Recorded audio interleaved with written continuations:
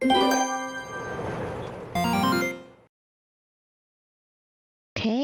here we go. Oh, okay. I'm back. So I got this game called Disco eLYSiUM, eLYSiUM, and I'm kind of excited to play it.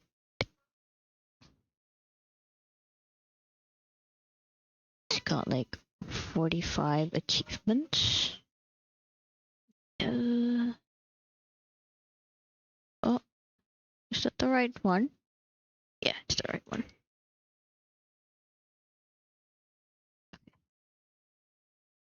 So excited. I like games like these.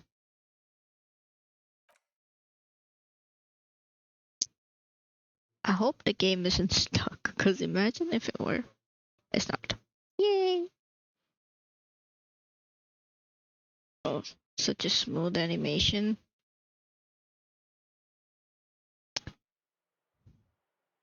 Hold on. Let me pause the music. Options.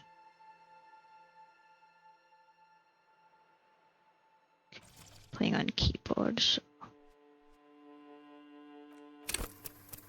Oh, yeah, I have to select the. Okay. I can create my own. Do I only get 3 options? I get to create my own. Let me see.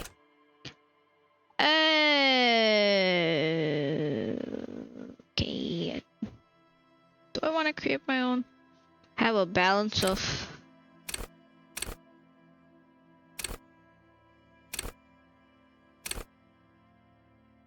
I think 2 would be good enough. I don't know. Let's see with this one. Encyclopedia. Extremely intelligent, very bad with people, knows interesting facts, comes up with original ideas, sensitive, very psychological, magnetic personality but unstable. Mind might begin to lose his mind.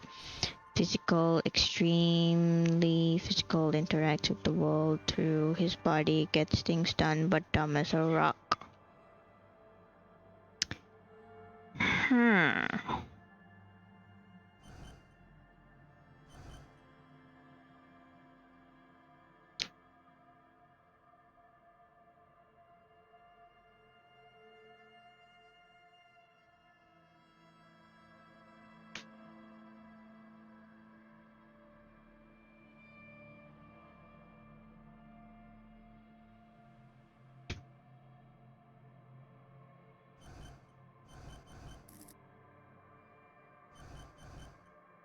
I'm gonna go with Tinker, cause I am bad with people.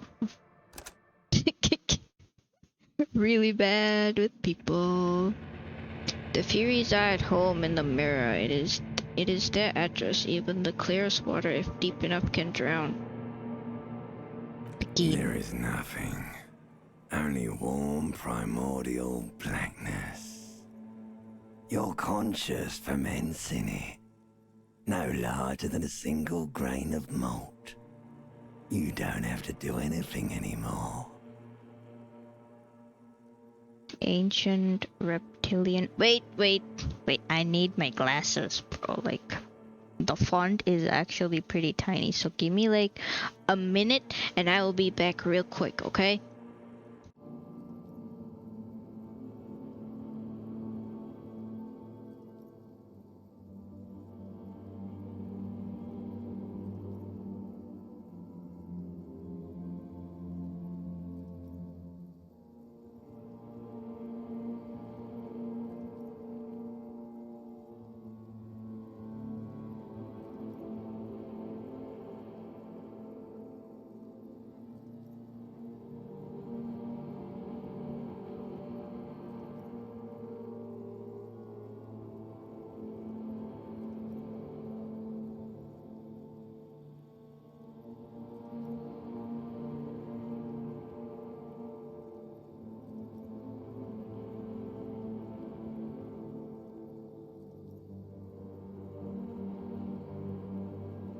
Okay, I'm back, and I think I should adjust where my avatar is too.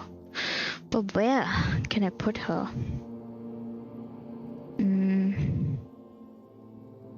I could put her over here, and like change where the chat and everything is. And let's do that.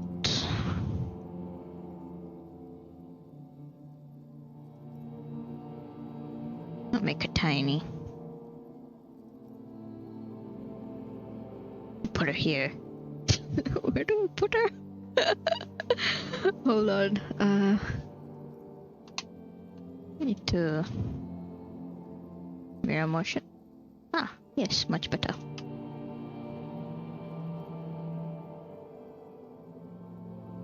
But then I'll be. That's fine. I think I'll just keep it at mirror motion. Need to see what the chat is. Hello, chat. There's chat. Move chat above my head. Go here. As for these ones, I'll just hide it for now.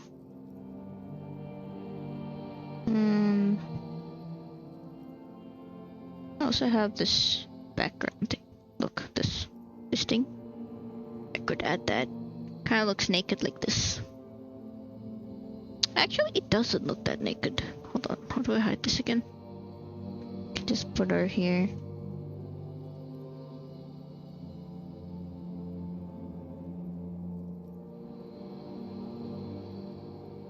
Yeah, okay. I think we will settle with this one for now, and then we can see what happens. Like where the stuff is in the game, you know? What I mean? Like if it's like somewhere here, then I can just make my avatar even smaller. I don't know. Okay, let's continue. Ever. Damn, okay. Never, ever. Never, ever, ever? Never, ever, ever, baby. Hold on, I need it to mirror my motion. An inordinate amount of time passes. It is utterly void of struggle. No ex-wives are contained within it.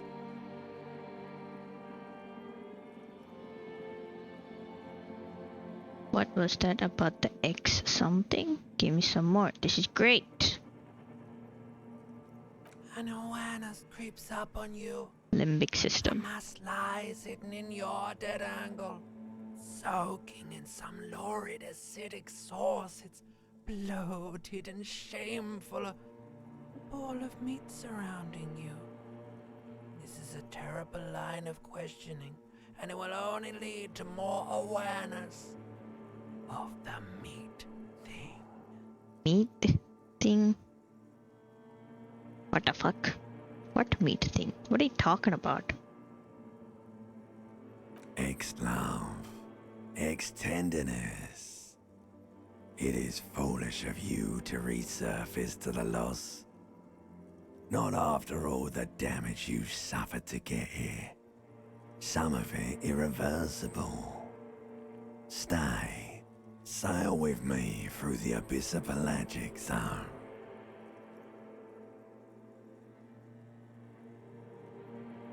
Alonsi, never let me go. No, I want to get off now. I like pain and burning light and wanting things from people who don't want to give them to me. What the fuck? Oh, hello. Sorry, I just typed in my chat to see where my chat was so that I can adjust where my avatar could stay. I don't know which one. I'm gonna pick this Do one. you really? Don't be naive, of course not. I want to sail the inky blackness until forever ends. I do. Let me You off. wouldn't like it if I told you what was back there. Why'd you think you had to bludgeon yourself into oblivion? Or did you not sense yourself marinating? Poured so much on yourself, got a bit carried away. Hello, how are didn't you? chef? I am under the water. Please help me. Here too much raining. It's actually raining a lot here. Also, how is your day? Is it nighttime or morning or afternoon? I did this to Yes. myself. Your one disco mother. Disco mother. There's this giant ball there. And evil apes. And the evil apes are juking it out on the ball. You're one of them. Oh, it's It's nighttime. basically Okay.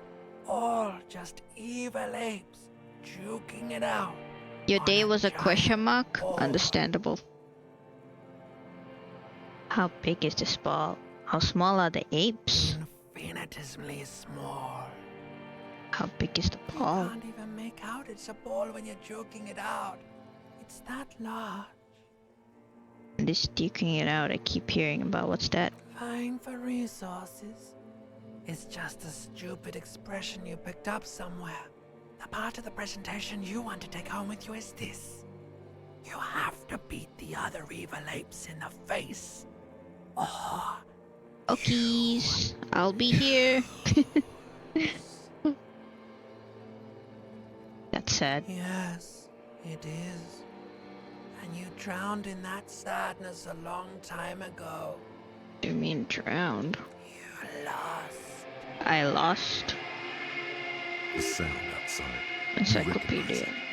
It's a Caprice Canela motor carriage. A what? Why is it so loud? Holy shit!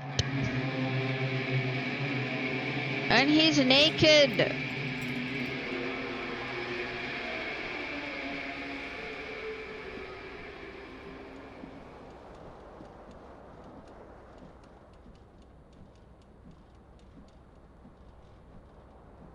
Okay. The wake.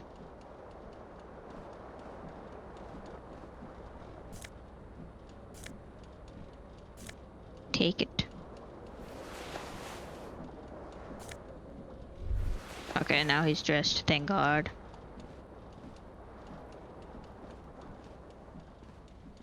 This fan has two chain pull switches.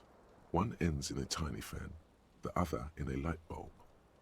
A truly horrific necktie has somehow attached itself to one of the blades. 58%. Not bad. Pull on, grab on it. You swoop up and catch the tie. Snap. It's released from the blade. Oh, yay, I did it. What you have in your hand is a truly hideous necktie with 4 or 5 different patterns. The knot reminds you of a noose. A terrible mistake. Turn the lights off immediately. You can practically feel the photons burning a hole in your brain. The lights are off. The blades come squeaking to a halt.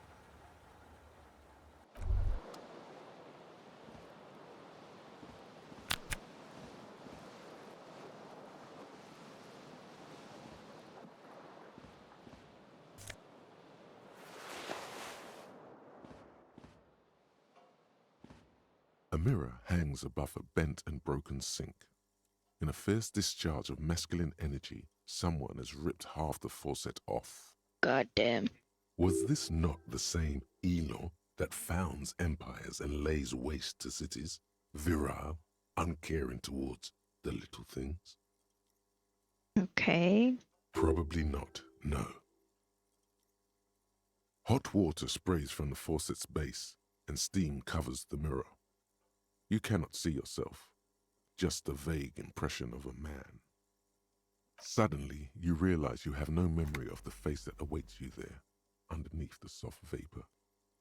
I remember this bit. Really, all recollection of the person you are, the people in your life, and even the world you're in has drowned in a sea of blood alcohol. This was no mere night of drinking. It was a deluge of world-ending proportions. As you slowly reach your hand towards the surface of the mirror, Holy shit. That was a loud thunder. abort. You clearly have not thought this through. You won't like what you see there, and you will never unbecome it.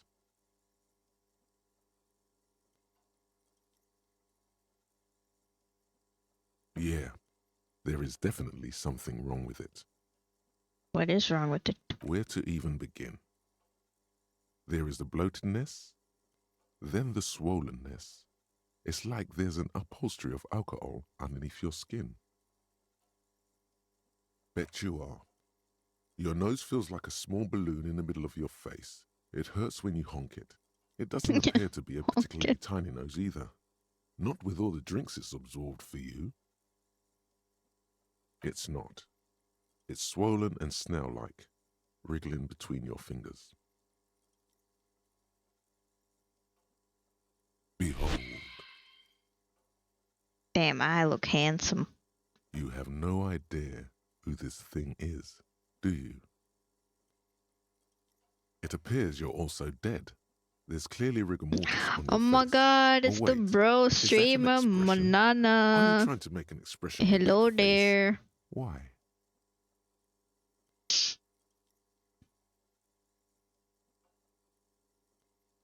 Please stop. It's horrible. You're scaring yourself. Oh my God. You can't stop. It's like it's not even voluntary anymore. You have worn that grin into your face and now it won't come off.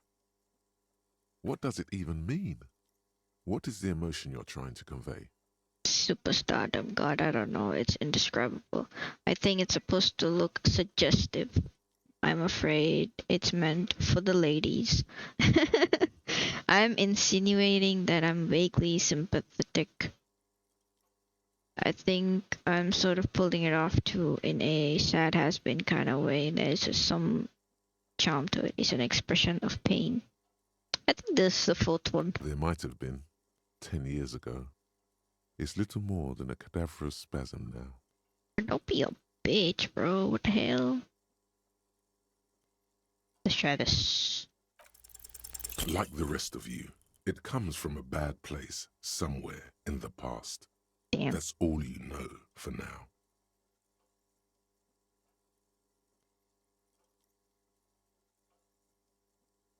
Can I try this one? It's like something I slips. succeeded. A nerve Wow. ending, a thought, a sadness. Your face in the mirror is suddenly clean of the layer that had distorted it for God knows how long. Just like that, it's over. The running gag that your life had become. A sad old man looks back at you.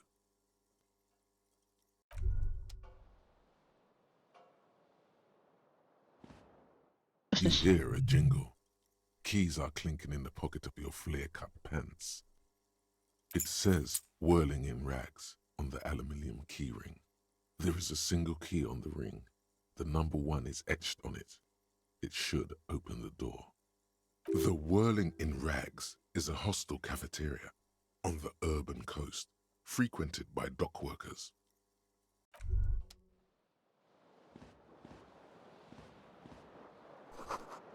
You see bottles in the bathtub, wine, beer, and sweet liquors. Words fail to describe how rank it smells in there. They should have sent a poet.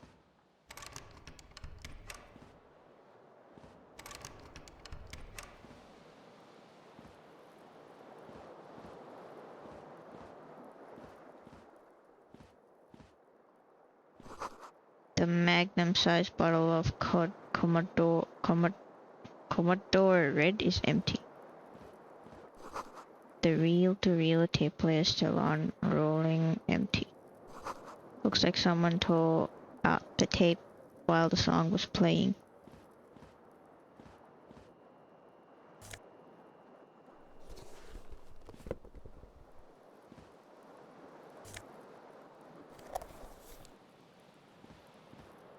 I don't know what use that cassette tape would be, but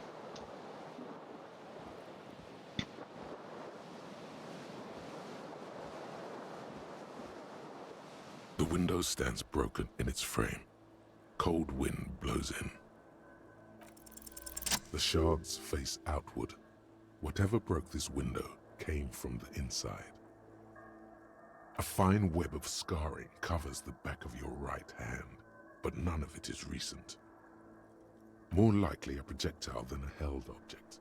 There are no fragments on the floor from pulling a tool back in after impact. It is too large for a bullet, yet too small for a piece of furniture.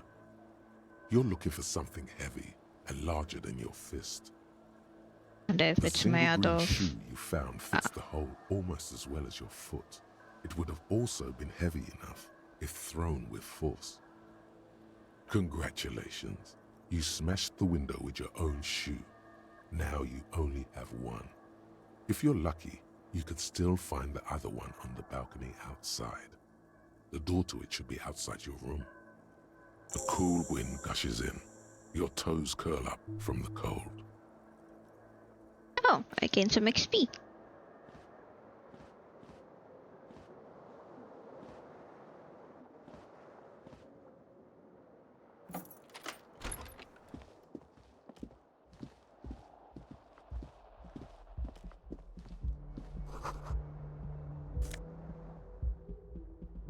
What is it?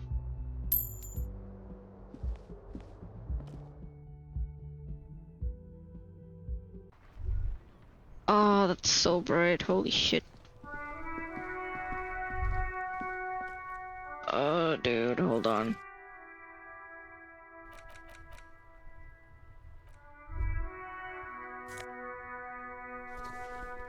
There they both are. Two identical shoes, both copiously green and indiscriminately snakeskin, reunited on your feet, like two baby crocodiles.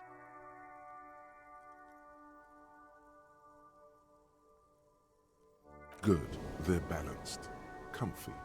Feels like the only good thing about you right now, truth be told. A gust of briny wind washes over your face. Smell of sea makes you dizzy.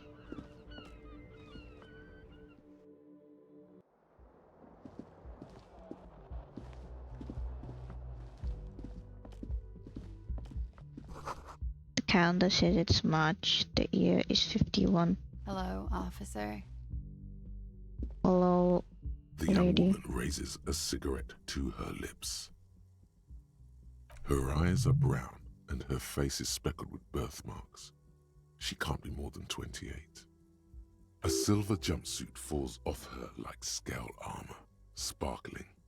This is the sparkle of too many nights out on the city.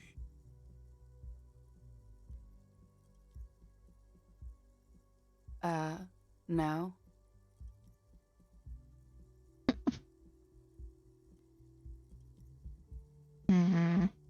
The young woman shakes her head slowly. Officer could be an artistic statement. You're already prone to those. Besides my stage name, right? I can see myself as a Midland disco artist called Officer. No. You're a police officer, sir. I am, yes. Unless you've been feeding us a set of very well-rehearsed lies all this time. You've been here for 3 days. On official police business, no less. Oh my. Couldn't say.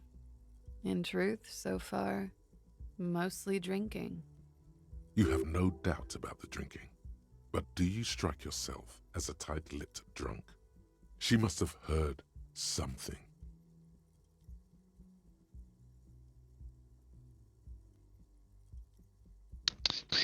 Oh gosh. This is a red check. It cannot be retried. Oh! Damn!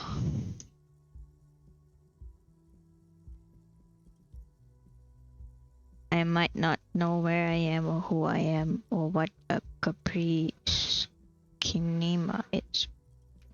How I know that one's how I know what one sounds like. Why don't I remember being a cop or anything else? Who in their right mind would let me be an officer of the law? Try the expression on her. Let her know you want her physically. Brother, I don't want her physically. The heck? She nods.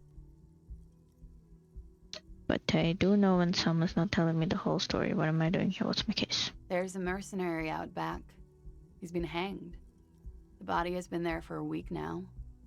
The locals probably got tired of it and called the cops. I didn't mean to overwhelm you with information. You seem a bit lost, officer. Could it be because of the drinking? Class, yeah? The drinking? She Probably. hasn't had time to put her makeup on. This is her morning cigarette. She looks tired, her beauty waning faster than it ought to at her age.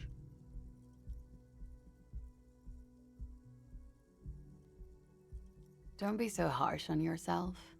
They let almost anyone be a police officer. What will happen if I try this? I want to try this. The words have already left your mouth. Oh no! I don't wanna. No, I didn't do that. Oh my god! I don't wanna do this.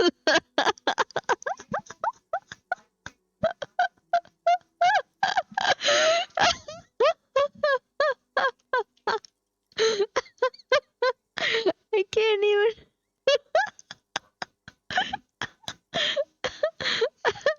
That's funny. I will have to do this, don't I? What was that? That's not even how words are used. What did you say? Come on. Say it again. Come on, man. Pretty, please. One more time. Goddamn right you did. You crazy asshole, you. What kind of cop are you?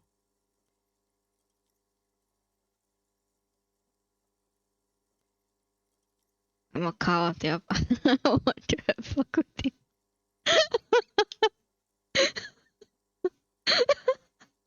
Bro, that's funny, bro. Superstar cop. It's been established. I'm sorry. I don't know why I said that. You're pretty. I'm sorry. I'm the sorry cop. I'm not sure I'm a cop at all. I sure don't remember being one. I think I might have lied. I think I'm gonna go with the second one. Okay, that's cool. I picked Or the second one. if I can just maybe ask you to elaborate on that superstardom a tiny bit. It means I'm a bloated old drunk with sideburns and disco pants. If I don't have a joke up my sleeve, it's on me. I sincerely think I'm a superstar. It's a theory I'm developing. I have certainly been entertained. Thank you. Whatever you are, you should stick to it. Otherwise, Otherwise, it's gonna suck for you later when you have to interrogate me. okay, madam. And for the record, no, I didn't do it.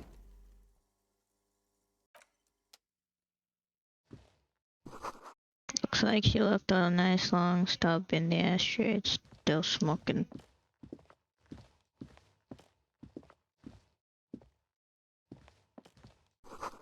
This is the weekend edition of the satirical newspaper from Le Monde. Le Monde! Remember that song, Le Monde?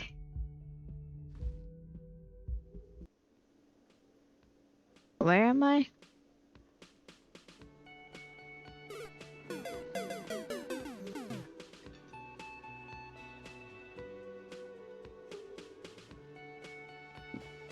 I already failed. This is where the lyric would be. A big old karaoke mic just waiting for someone to sing it into it. The speaker is connected to the radio. The music is seasoned with static. You should totally sing karaoke here, the first chance you get. Your emotions need to be expressed. People need to know your vast, oceanic soul. My soul ain't oceanic. My soul is immense. My soul is modest. It's normal sized. Done a lot better than 90 Pony. Really? Yay!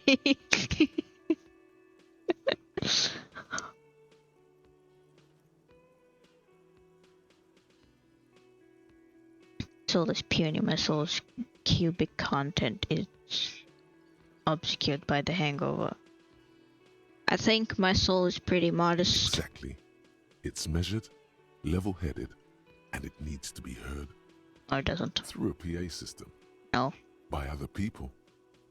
No.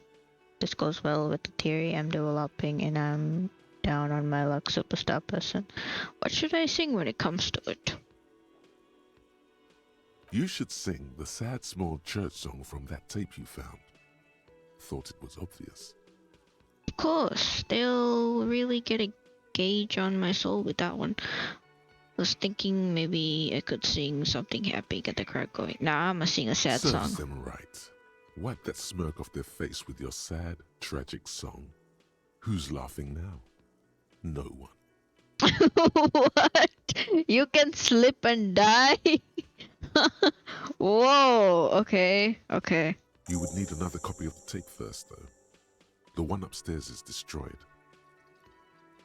How do I get the other thing? Hold on, let me just adjust this strap so that the back pillow would stop moving.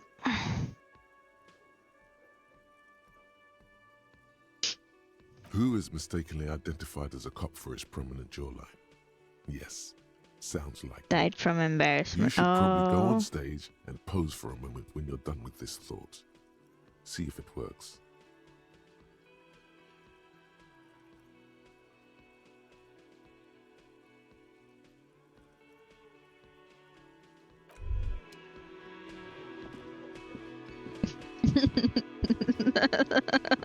kinda wanna pose. Wait.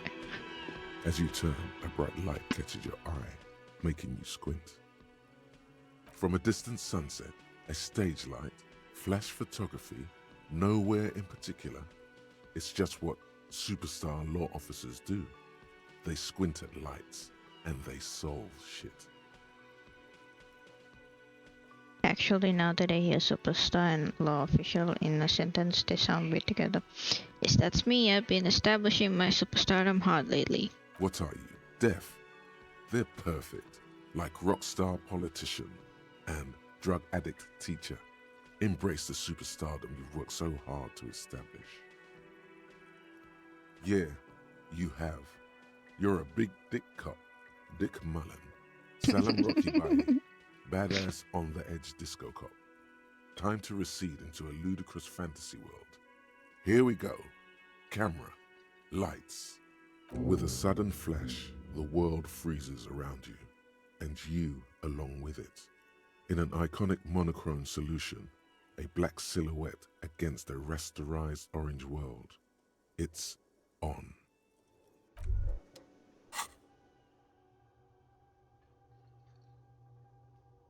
-2 logic. But let's make this clear. No one is saying you're an actual superstar in the groupies and cocaine riddled with the hepatitis C strikes a Lino-esque pose with the mic kind of way. You're not what? Guillaume Le Million? I don't even know how to pronounce that word. Name or Davy Lewis? No. You're a metaphorical superstar. You bring that rock and roll authenticity and passion to a line of work where people don't expect or want to see. Where some would say it doesn't belong. Law enforcement. Oh wait, don't internalize. What the fuck? Are these like other stuff that I could possibly... Okay, so... Okay.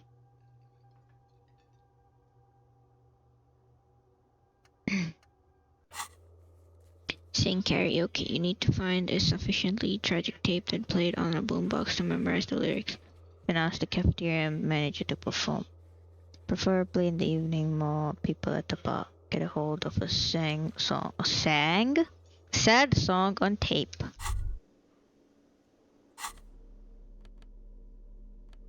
Oh, I have a hat. I have gloves. I mean, I have glasses. Sang song. Leave me alone. This feels right. You do belong here. That's crazy.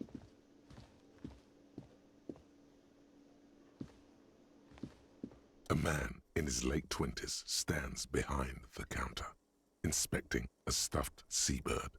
As you approach, he gives you a sideways glance, then looks down again.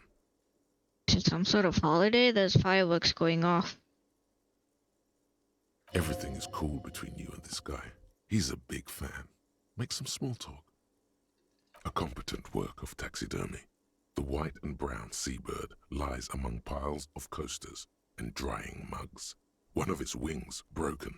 The man is trying to mend it. Looks like the bird was ripped off the shield that was used to mount it, most likely on a wall. This is the great skua. The seabird is the symbol for the discovery of the Insulindian Isola, the part of the world you are in right now. The small steel tag says as much. The great skua. Stegosaurus skua. Look, your buddy is over there.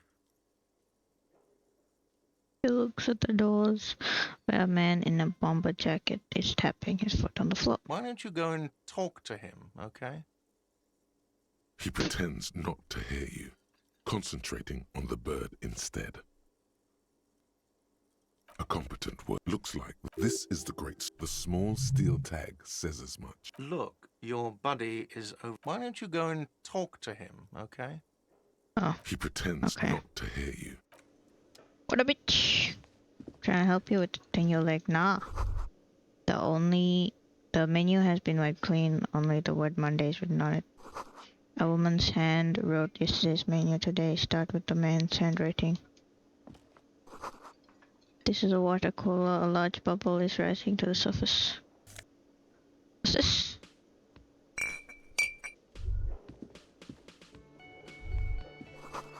The soft purr of an electric juicer comes from the kitchen. Someone is working. Interesting. Interesting indeed. The door is bolted. The sign reads kitchen reserved for personnel until 1 o'clock. Inside you catch a glimpse of union paraphernalia, a strike poster and some red pennants.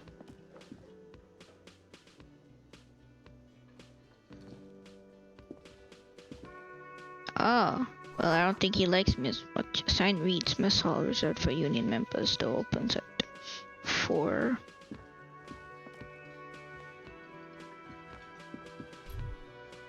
Hey, what's that? Over here. What's this?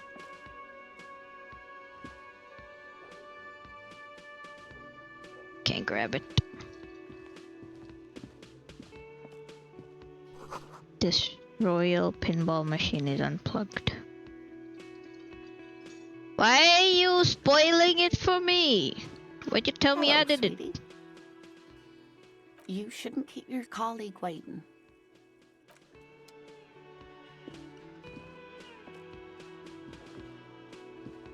How would I know that I did it? I don't know I did it. The theme on that pinball machine is a standard royalist theme, used on everything from pinball cabinets to full flavor cigarettes.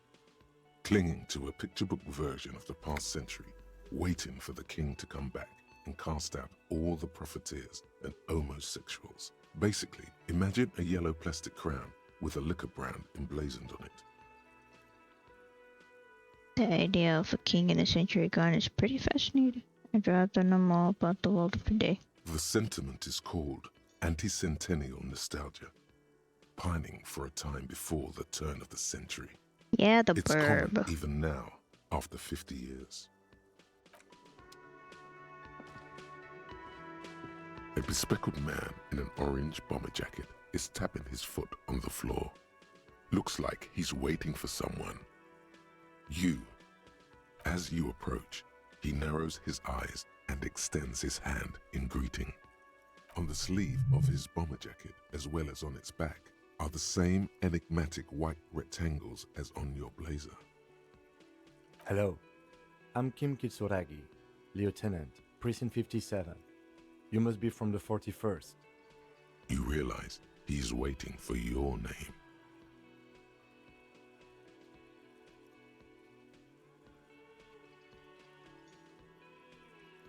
Let's try this. Raphael Ambrosius Cousteau. What the fuck is that name?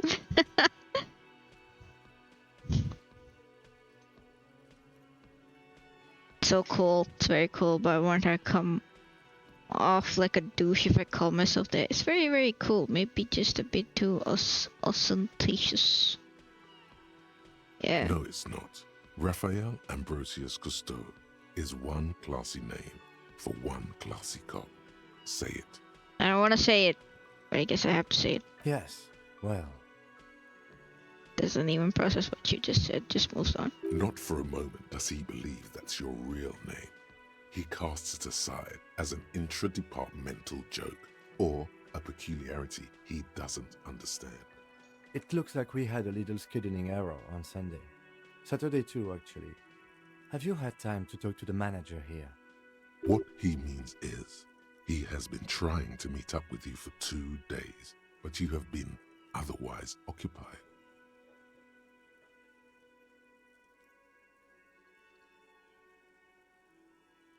If you don't mind, we should talk to him again. Ask him for a rundown of the area. Now that I'm here as well. I understand the scene is out back, right? It also wouldn't hurt to assure him the police are finally here. In full force, I mean. Have you mapped out the initial interviews? What interviews? Bro, this is so interesting. I haven't done shit. At least I don't think I have. At the 57th, we like to prepare an initial list of persons of interest, and then just skim the surface. Prepare the field, get to know the players. You don't do that? Maybe it's not an inter-district practice. Right. And the interviews? Okay, we'll have time for that after we take a look at the coroner's case. Have you removed the dead body from the tree? So, the body is still in the tree, where it has been hanging for 7 days straight. We should go there as soon as we are done talking to the owner.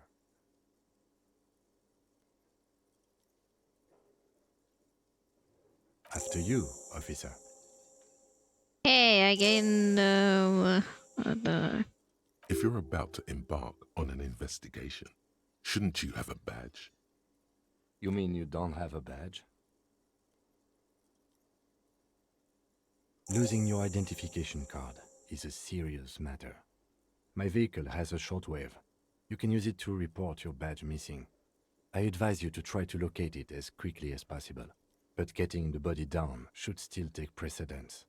Lieutenant Kitsuragi is now in your party. You can talk to him whenever by interacting with him. I got. Oh, he's. Oh, okay. He's following me. I don't like being followed. The man with the unimpressive beard notices you approaching. He drops the ledger he was holding and turns to the lieutenant. Mr. Gart, right? You run this place. Yes. I am Kim Kitsuragi from Precinct 57. This is an inter-district investigation, so joining me from Precinct 41... He looks like he realizes he still doesn't know me. Curling between names. Right. Now, I know it took us a while to arrive at the scene. It also took you a while to call us and report the dead body. It was you who placed the call, yes? No, I only just got here. It was probably Sylvie who called you. She usually works the bar here. I'm only temporarily taking over her duties. Do you have her number? As a matter of fact, I do. Who made the call and report? Who made the call reporting the crime? Got her the. What looks behind? This sounds like something you can use to call this Sylvie later. You said you just got here. From where? Are you a local? What, of Martinez? No. I live in Jamrock. I only sometimes come here to keep an eye on the place. This is just one of the many, many cafeterias I manage. But you still know your way around, yes? In case we need directions. Yes, I know where some things are, but as I said, I don't live here. I just used to work here. And I'm not going to start working here again, if that's what you think. I didn't imply that. Detective. He probably means this is where you step in and ask your questions. His face expresses profound doubt in your having this. Ask him about the body's location before asking if he killed him. People give up information in the more innocuous questions, which you can later use in the more sinister ones, not vice versa. Behind this building, there's a courtyard. They hoisted him up on a tree there. Behind the kitchen. Hold on.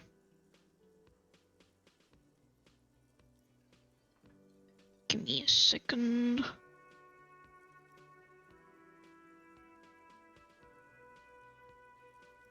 That's easy. See that door there? First you exit To the through that. west. Then to your right, you should see a big hole in the fence. A really big one. You can get to the courtyard through there. No need for the keys. The hole is big enough for the Franco-Nigerian cavalry to fit through.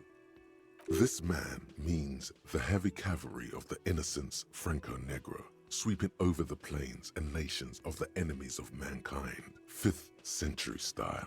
Unified currency and the concept of cool came in their wake.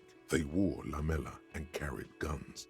But first and foremost, Franco-Nigerian heavy cavalry was really, really wide. That hole in the fence must be enormous. Enormous. No, I'm not the bartender. I'm the cafeteria manager. I hope it is. She went away because none of your business. Have they not been telling you you're a cop? Okay, you got me.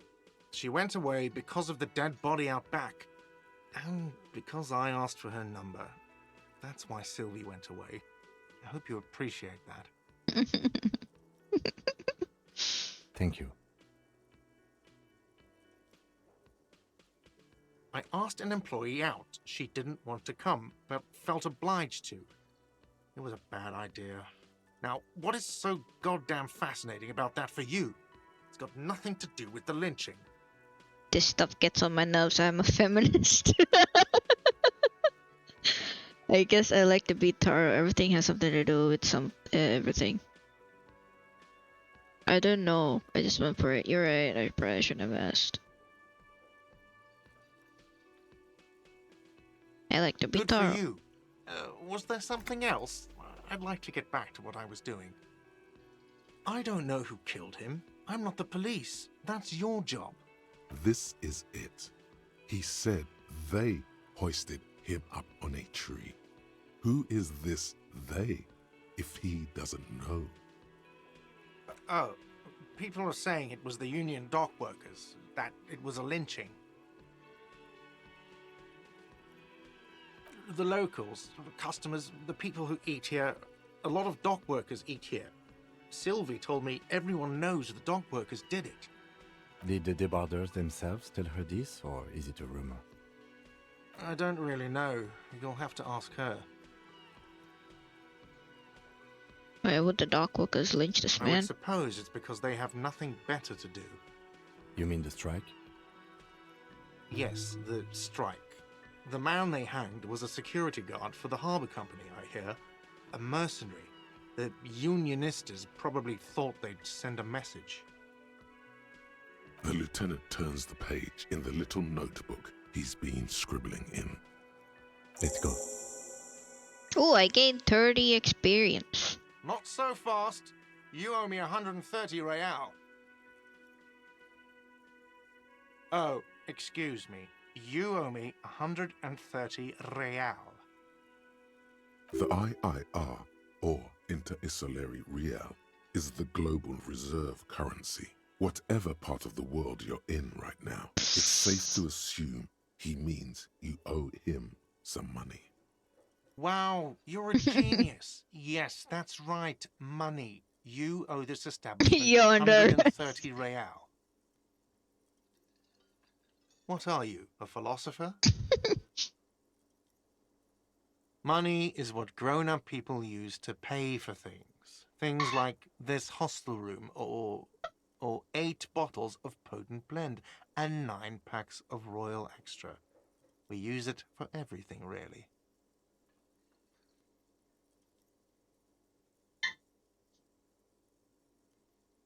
There's a shuffle of nylon as Lieutenant Kitsuragi looks for something in the pockets of his orange bomber.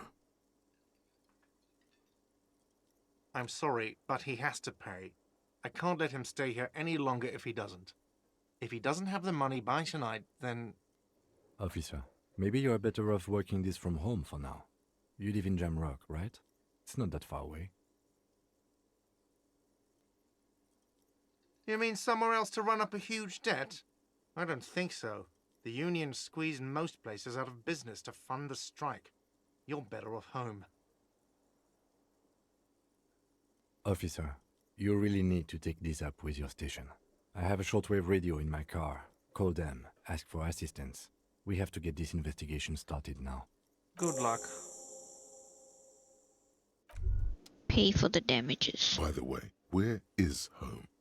The address is coming up blank, and this place sure isn't it. But you've been at this hostel cafeteria for only 3 nights. Where were you before? You had to be somewhere. You don't really know, do you? South, maybe. Doesn't sound like somewhere you can stay if you run out of money. We're trace the way back somehow to the exact street, the exact number of the You building. can try. Run some addresses in your head. Parking when on you some get the long time. way home. Maybe a street or an apartment will appear.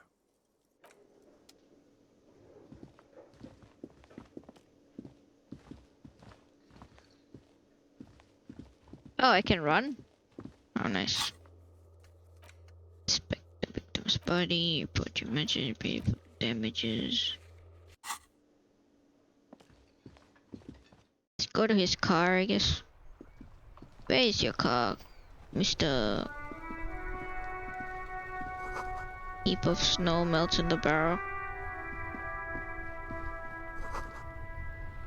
Fuck the police. Is this the car? Before you stands a motor carriage. The bodywork is covered in blue and white livery, bearing the number 57. Vapor emanates from the large engine on the back of the vehicle. It hasn't had time to cool off yet. This must be the infernal machine that tore you from oblivion. The Caprice Kinema motor carriage. In the cabin, you are welcomed by a set of steering levers, a radio microphone on a hook, a pull-out toolbox under the seat, and the soft glow of the fuel preheater gauge. A scent of leatherwork and heavy fuel oils washes over you.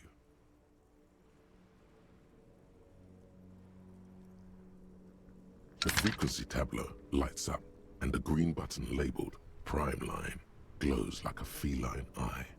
And then you hear something. The soft purr of electrical kittens, radio waves cast far and wide over the metropolis. A woman's voice greets you through the static. This is Precinct 57. Hello, Lieutenant. How may I assist you? Alice. Hello, Alice. Please assist our colleague from the 41st precinct here. I'm putting him on. Operating the radio is easy. Just be confident. You've probably done it 1,000 times. This is Officer Alice Demetri, Precinct 57. How may I assist you? Under the green Prime Line, a yellow saved button catches your eye. You wonder what the lieutenant's default radio station is.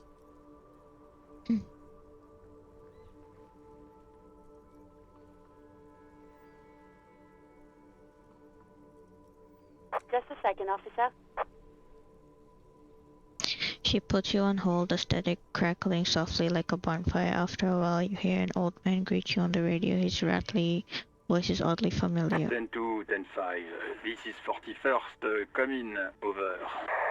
The man uses relay code. You got this. You're a cop, and cops know relay code. 10-4, message received. 10-5, relay message. What's your status? Over. 10-18, state your message, sir.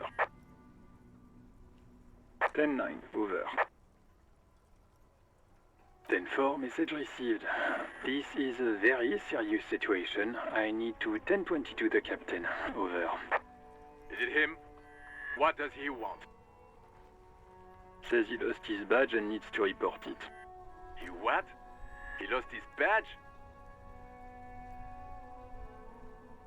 This is Communication Officer Jules Pidieux, sir. Over. You mean your partner? Over. What is he saying? No, I don't even remember who my partner is. God. He's asking who you are. I'm his goddamn partner. It's your partner, Satellite Officer Vitmar, sir. Over. Did he lose his memory along with his fucking badge? The man in the background sounds like he's losing his Who lost patience. his badge? Dick fucking Mullen. Who do you think? Ah, so that's my name. It's Officer Dick Mullen from the bestseller Dick Mullen and the Lost Identity. Dick Mullen is not your name. It's the name of a fictional detective who okay. would not lose his badge. Okay, it's not my name. What? Defend yourself. Immediately. They're laughing at you. Come on, operator, tell them to stop. This serious. Haha, officer has lost his badge. Haha. Like I'm the first cop to ever misplace his He badge. says this has probably happened to other policemen before him and laughs sarcastically. Oh goddamn it. Is he fucking kidding? The whole station's gonna be dicked for this. Satellite Officer Vitmar is wondering if you might be joking and adds that this tarnishes the reputation of the entire station. Over. Mullen dicked us.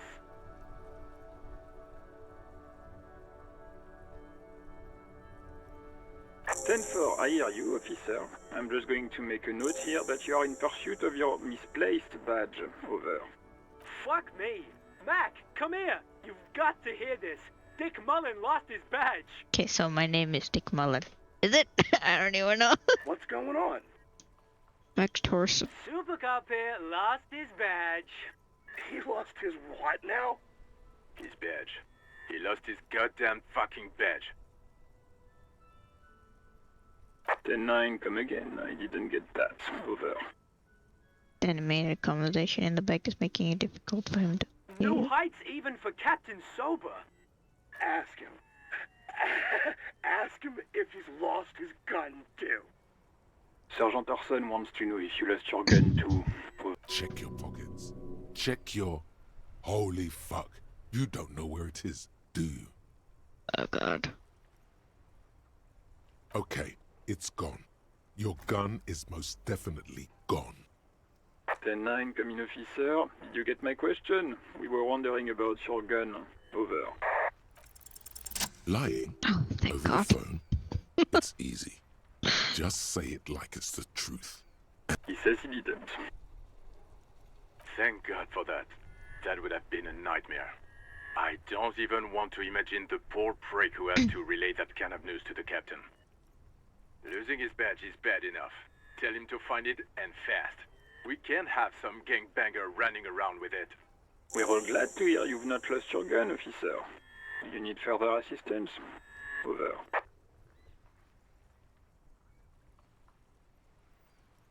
"10-4, I hear you. I don't have the authority to grant your request, but... What does he want now? He's asking for money. Is he fucking kidding? Oh god, this game is so funny. I don't think he is. Hold on. I've gained some experience.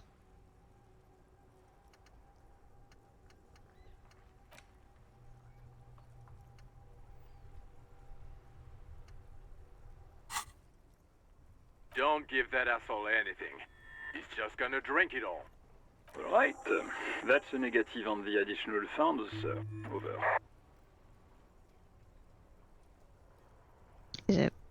It is paramount to the investigation that you grant me more money. but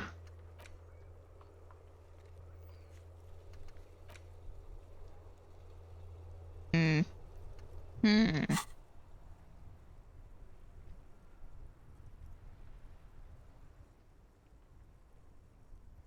He says it's important to the case. He isn't getting a red cent. You can tell him that. Request denied, sir. Over. Damn. He says he's in trouble. Doesn't have a place to sleep. Well, I guess he'd better crack the case before sundown then. Vigmar said...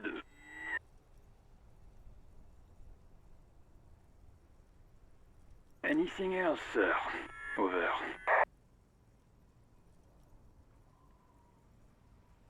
Roger that. 10-10. Over and out. I do have to ask about This is Sylvie. Precinct 57. How may I assist you?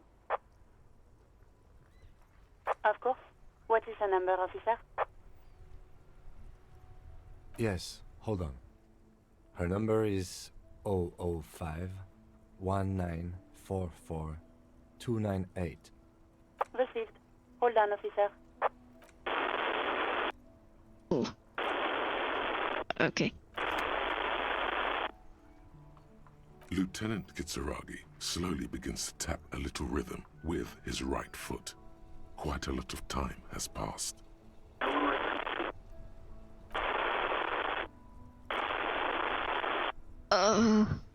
Officer, I have Sylvie Malaika on the line for you. Yes, hello?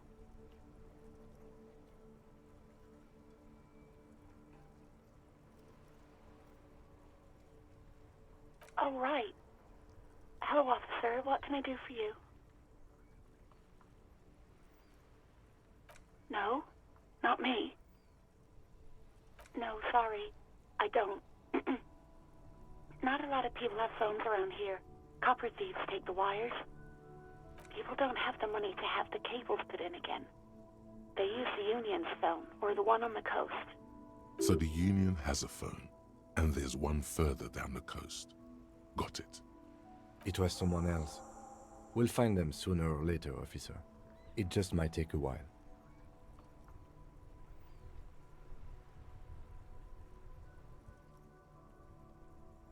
What? Of course it bothered me. But I thought the Union already knew about the courts. No one calls the police. The Union would get angry. You know, what the Union says goes. People listen to them and they take care of their own, which is like everyone here. Wait, Kim. Is she speaking the truth? The Union is the law around here. I am the authority, and it looks like there's a limit to my authority. Then tell me why exactly did you let cops engage your own background for weeks instead of calling us? I see. Maybe there's something else. Legally, no. In reality, yes. Martinez is de facto policed by the Dock Workers Union. Let's go with this. I don't know what to tell you, officer. I didn't call you because I didn't want to get in trouble with the others. With the Union. I'm sorry about that. Yeah, go on. You mean, why did I leave the bar? Honestly, I'm not really comfortable discussing it with you, sir. Why not? What? No, why would you even think that?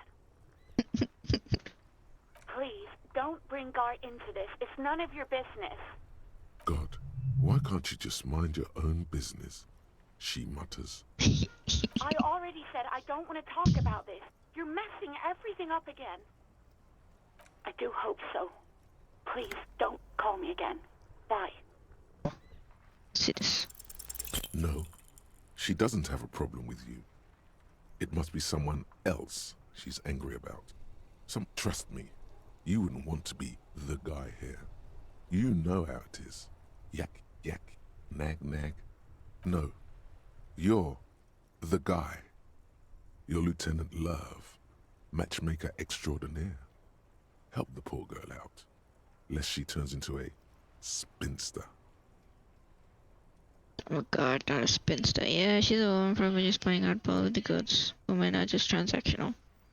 A bit of help, but I could do so without all this internalized misogyny. Think I'll pick number 2. What misogyny? I'm just telling things the way they are. Can't a man be honest in his own head anymore? You have to act, Lieutenant Love. You have to calm that hysteric down. Tell it you've got everything under control. Then go and have a little boy's talk with God himself. Think you can do that, Lieutenant Love?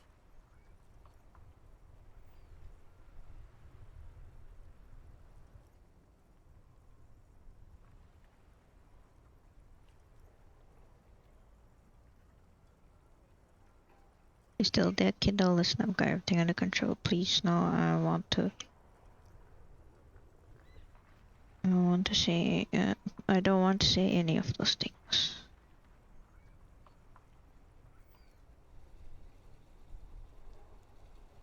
Kinda, I don't want to say this. 1, 2, 1, 3, eeny, meeny, miny, more. No. What?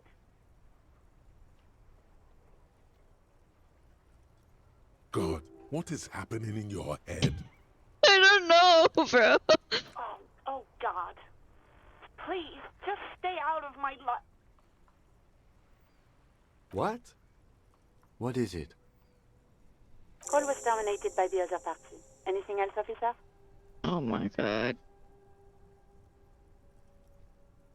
It's on. The love quest is on. Too late, everyone. It's on. Take it to God now. Oh God. As always, it's DJ Mesh and eLYSiUM, and you're listening to Street Freaks FM, bringing you the hottest, the nastiest, the most vulgar. A flock of seagulls takes off nearby, startled by the roaring radio. Right away, the lieutenant reaches into the cabin and turns off the radio. He's not looking at you as he says, Someone must have been messing with the radio, or maybe picked up a random frequency. You wanted a prime line, right? This is Precinct 57. How may I assist you? 57, over and out. In the cabin, you see a set of steering levers, a radio on a hook, a pull-out toolbox, and a metallic drawer slides out from under the seat. Take what you need, officer. It's going to be a long case. I'm not protective of my tools, like some men are. Take the red tip pry bar. Take the rubber-handled chain cutters. Take the hand-cranked flashlight. Flashlight always comes in handy. Robust, weatherproof, and well-made. Police issue, blue. Lets you see things in the dark you would otherwise miss. Oh, I can take all of it? The pry bar feels nice and cold in your hand, heavier than you'd think. Useful for opening all sorts of doors and lids. The handles are long and sleek. Snap, snap, go the cutters in your hand. You can do good work with these. Cut chains, locks, and ropes, especially belts. The pull-out toolbox slides back into its nest. Preheater gauge casts a warm glow on the steering levers, and the white suede feels luxurious under the touch, and the metal clutch handle so very familiar in your palm.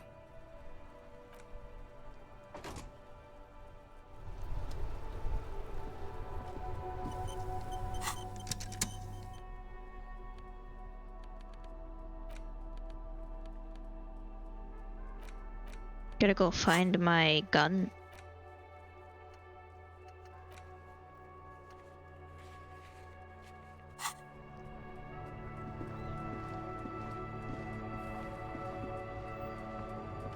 I am a gander and a hunter and a gatherer. Feel like a traveler. A simple little cadence. He seems to be making it up as he goes. From another planet. Hey there. It's the jam, my man. The air from the east is thick with the smell of crude oils, heavy metals and other byproducts of the modern era. You can almost taste it. It's a traffic jam for the ages. Harbor gates up the street are shut tight, no explanation given. Workers on strike, scabs agitating, an all-around clusterfuck. Meanwhile, we're all stuck here in long-haul limbo for days upon days upon days. Upon days. Feels like forever. Like I was born on this here roundabout and this was all I ever knew. Just me and the metal and the tires, the oil and the fumes of mazout. Mazout is an antiquated term for heavy fuel oils. This man has a barely suppressed performative streak, or he just likes unusual words, or both. I like your words, Magic Man. Yeah, imagine. It's been a whole week already. So tell me, what do you need?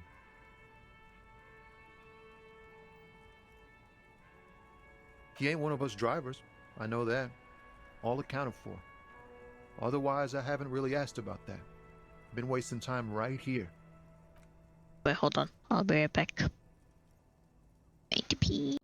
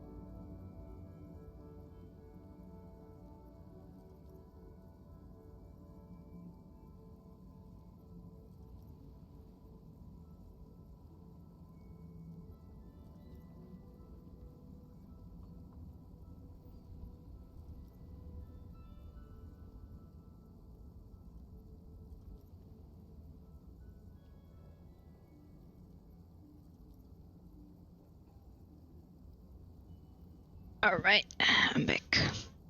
Let's see. You can sleep after 21. Sleeping heals all your health and morale. Most people settle for bed at 21, not long after. At night, the streets are empty. By 2, everyone's asleep. So you container, you can open it, equip a private. It's easy to see he's telling the truth. He's kept his nose out of the dark stuff. Indeed. To grab some chocolate. But the chocolate is hard as fuck. So I heated it up. Oh wait. Hold on. I forgot to switch the forgot to switch the thing. My bad. Okay, so I think I should also move my avatar a little bit higher up here. And make it small. Put it here.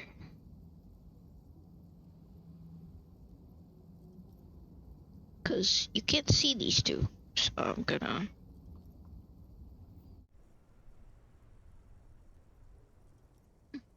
Analyzing the fundamental structural and psychological conditions of being stranded in the midst of a sea of motor lorries and their sad, despondent chauffeurs. Ask for his conclusion. A sense of surprise there ain't more bodies hanging from more trees. It's like, whatever's going on over at the docks, workers got a blockade set up, making demands, no way in or out. Going on strike would probably help you dodge a bullet or two.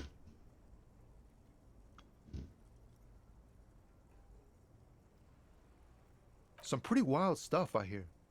Like a giant new power crane in half the company? I forget what exactly. Good on them, I guess.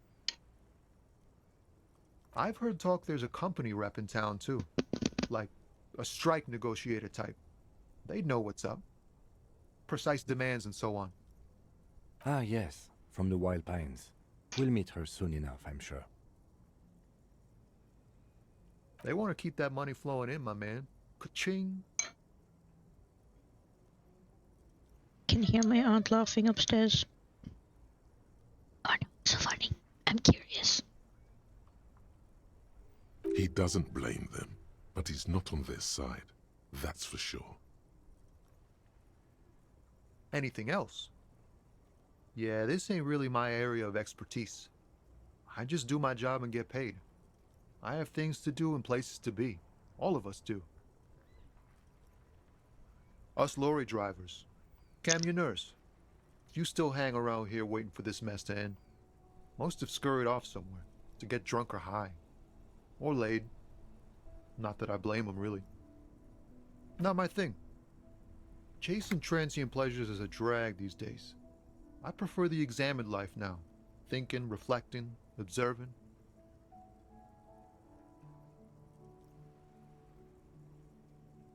He tries his best to look nonchalant, but there's a rigidity in him, as if trying to conceal something warm and deep beneath a cool exterior.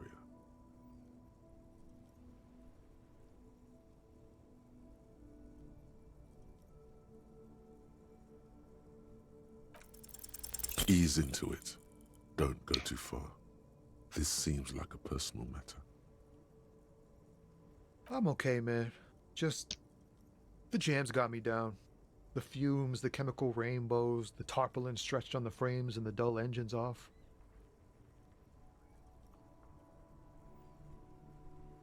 Maybe the full-on, direct approach wasn't correct. Damn, it's tricky business looking into someone's eyes and not doing it wrong. Huh? Oh. No, I ain't got any money. They don't want to pay for unfinished work. The bosses, man.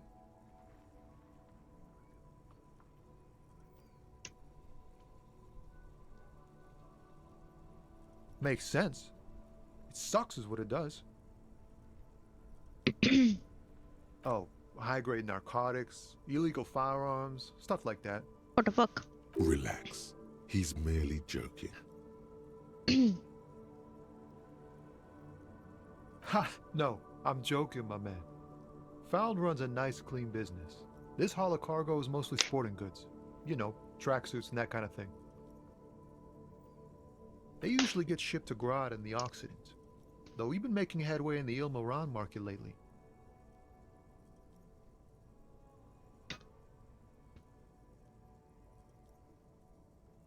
We're pals and all, but I can't just freely hand out the merchandise. The bosses won't be happy. This rockin' beauty. Sure is, like a rash you can't get rid of. You interested in heavy-duty cargo machinery? A motor lorry, also called a camion, on Caillou and neighboring islands.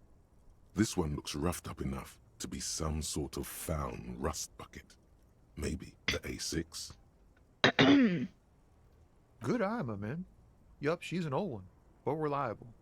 Me and her spent a long time together. Not unless they've illegalized sports equipment while I was on the road. The man taps his fingers rhythmically against his arm. Don't be a stranger.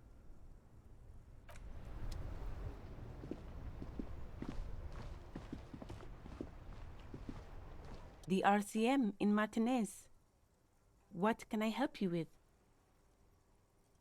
We don't see a lot of police around here, that's all. Of course. What can I help you with? Of course. Where to? Oh, that's right there, in the yard. Even all the way over here, there's a drop of death in the spring air. What do you mean? Yes, sir. District of Martinez. This intersection is called Roundabout North. Roundabout North. Ow. He knows where we are. He just wants directions. There's the pier, the Cape Side apartment buildings, some more tenements. Not a lot, really. The harbor gates. Some kind of commotion, I think. I don't follow the local politics. A fleet store, too. Some shops and a bridge. The canal bridge leads to the coast, but it's broken, I think. Some kind of accident, probably. Just coast. There's a little fishing village there, and a fish market. But that got closed down ages ago. It's just water. No, actually, I think they call it the Martinez Inlet. There are some islands in the bay, but they're hard to reach. No problem. She's very well composed. Back straight. Excuse me? Oh, well, I didn't write it there. I'm just sitting here. Okay. Me? I am just a gardener. She hides it well, but behind the sweat and dirt there is something else in her rigid posture. Is there? The quickness of the reply certainly does not prove you wrong. I am pleased to meet you too, officer. Of course. I won't hold you back. If there's a corpse, then you're going to need those gloves for the autopsy. Sure, keep them. I have another pair. Wow, I got a pair of gloves. Let's go. Pigs go home. The street name is legible.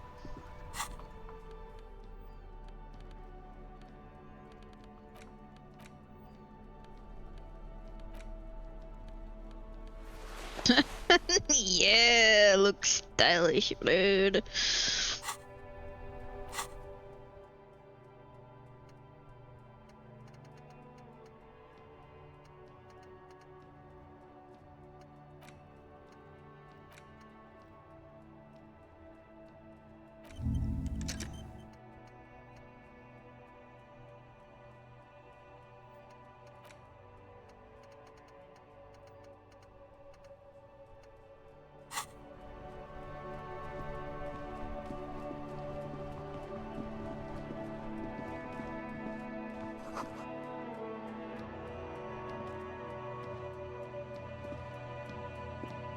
Yes? What do you want to know? Maybe you can tell me what you do know to help me narrow it down a bit. Then you are not that far behind, actually. Do you want me to brief you? 3 days ago, the RCM Emergencies Desk received a report about a security guard who was found hanged in Martinez. An anonymous caller said there was a dead body behind the Whirling in Rags hostel cafeteria. The cadaver had been there for 4 days. No one had come to investigate. During that time, the victim had been stripped of his belongings. The caller did not identify him, but used the word lynching. There is an ongoing labor dispute between the local dock workers and the logistics company Wild Pines. I was told we should approach the death as part of this dispute. Ouch. A security guard or worker of some sort hired by Wild Pines. This was just hearsay from Martinez, of course. We need to find out the truth. They didn't identify themselves in any way. The tone was muffled using a device of some sort. The desk could identify neither the caller's age nor sex. There's a strong prejudice against involving the RCM in what's seen as union matters. The dock workers' union is the de facto police in Martinez. Now it appears they've started executing too. We cannot allow that.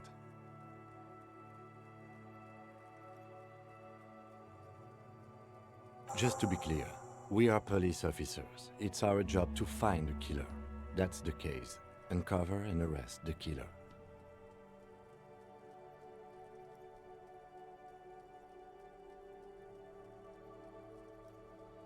I'm afraid you and I are pawns in a pissing competition. Pissing competition. I assumed you were in on it. Better still than an imbecile cop-off. It's just stupidity. We shouldn't waste any more time on it. If you want my take, ask me after we've inspected the victim. Was there anything else you wanted to know about the case? Good. Can add points. Okay, let's see.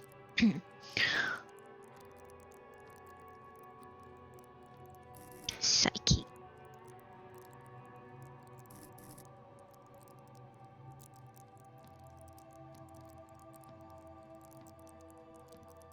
How do I put points again? Do I just pick one of these? Oh, okay, okay. What's this?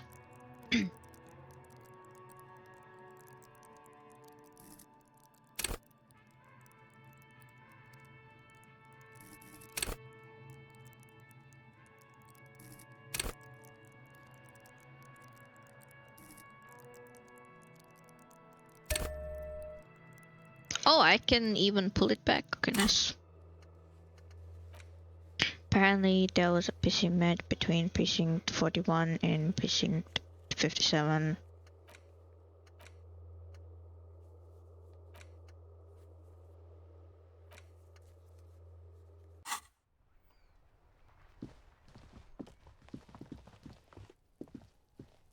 You see a set of tire tracks in the brown slush that covers the plaza mosaic. Bismillah. The tire tracks were left by an Alhamdulillah. unknown event that took place some days ago. It's a message written in the language of burnt rubber. Start, crash, reverse, turn. Some of that rubber stuck to the tiles right in front of the Whirling in Rags. This is point A. The driver started there, and then accelerated straight into the fence, left a hole big enough for the Franco-Nigerian cavalry, according to the cafeteria manager.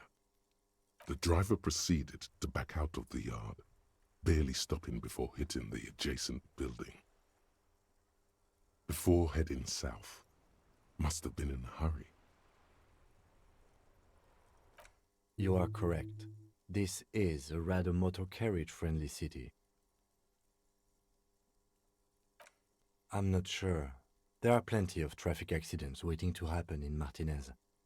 With the jam right here on the roundabout, I would keep them separate. You could follow the track south. There seems to be a canal there. See where they went, if you find the time. Oh, hey, hold on. An old call box with a matrix of push buttons lists all the companies in the East Delta Commerce Center.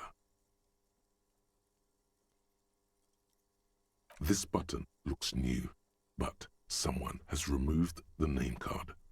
Nothing happens when you try to ring it. Huh. This button looks new. It's probably not connected yet. An off-key melody starts playing after you ring the doorbell. Then a woman picks up the receiver. Kuno, please stop calling here. Grown-ups don't have time for your stupid games. Oh, I'm sorry, officer. I thought you were... But the doorbell is broken, and the bookstore shouldn't even be on the list anymore, so I can't help you. Please don't call here again. Thanks. A single beep indicates that the line has gone dead.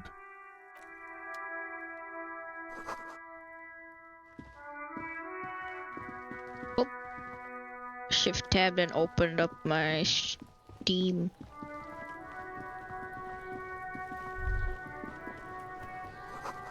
Smells like spoiled meat and curdled dairy. A human becomes being decomposes. Kuno's got this. Throwing rocks at the dead body can be older than 12. If there ever was such a thing as an ugly kid, then this is it. He's almost exquisite in his ugliness. Wow, like that's mean. That's so mean. Oh yeah, Nappa Gumpy, Kuno. Kuno is...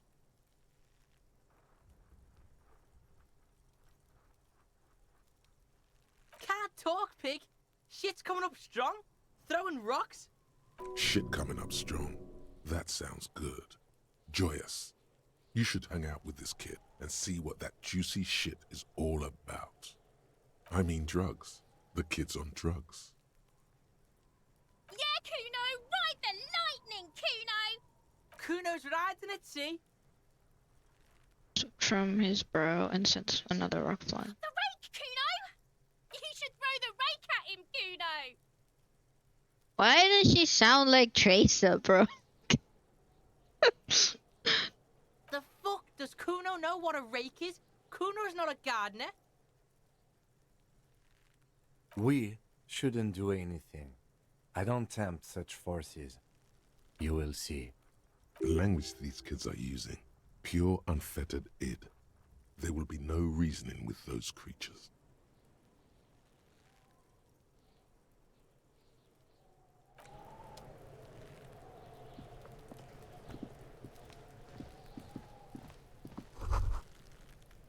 The kid ladder is rickety, but still climbable.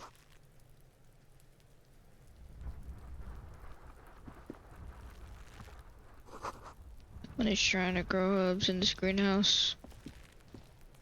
Excuse me. The corpse looks at you with bulging white eyes. The face around them does not look human. It's swollen and ready to burst. His lips are fish-like and his tongue like a ball gag in his mouth. You seem to be holding your breath. A cargo belt twists his neck at an unnatural angle. The body below appears stiff. It's letting out an ungodly rot. The smell seeps in, even through your clenched nostrils.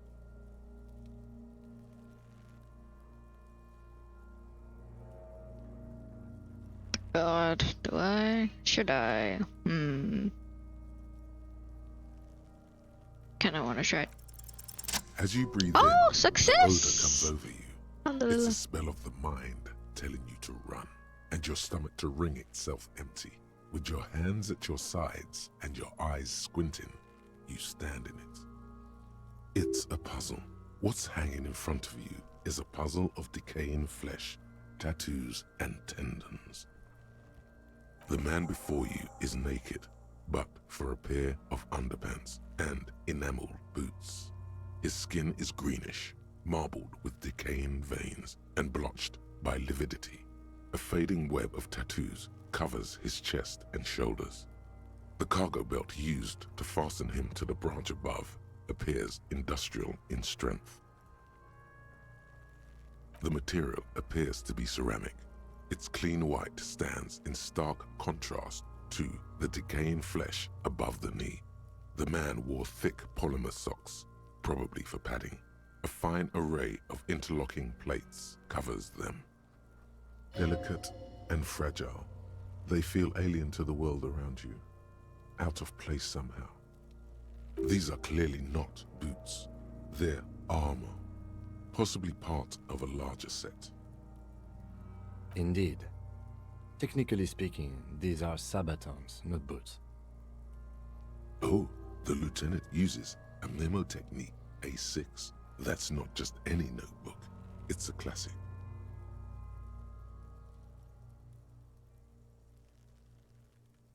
It's all you, baby. What the? Ceramic plate. Zirconium dioxide, most likely. This is where the make would be. Under the heel. Fair weather. Fair weather model T500 VE. I'm guessing that's vitreous enamel. This is advanced stuff.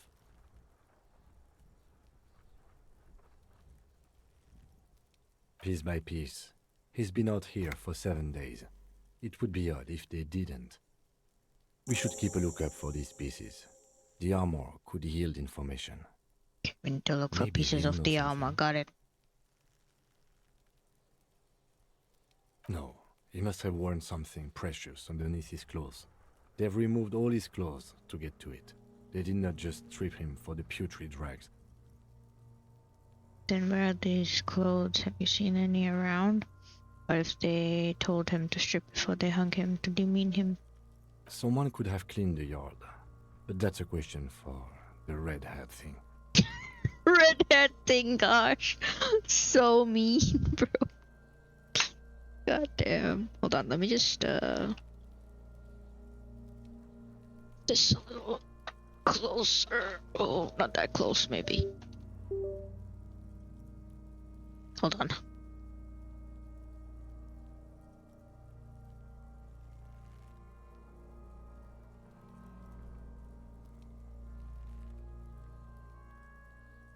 Alright.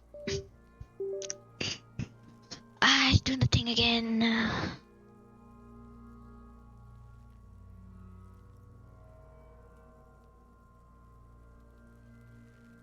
I hear you talking shit about the Kuno. Come here and say it to Kuno's face. Fuck you, Kuno. They usually hang them completely naked for that. La puta madre, the Mazda, the Besmerties and the like. This one still has his underpants.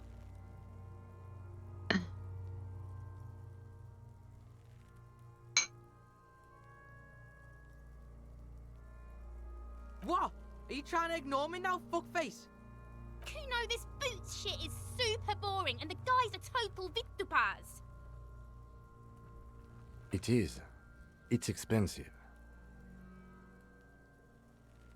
Draws a line in the condensation on the ceramic with his finger. We've requested similar material for our tactical units for years now. The constabularies deemed it too costly. In that time, we've lost 6 men to semi-automatics.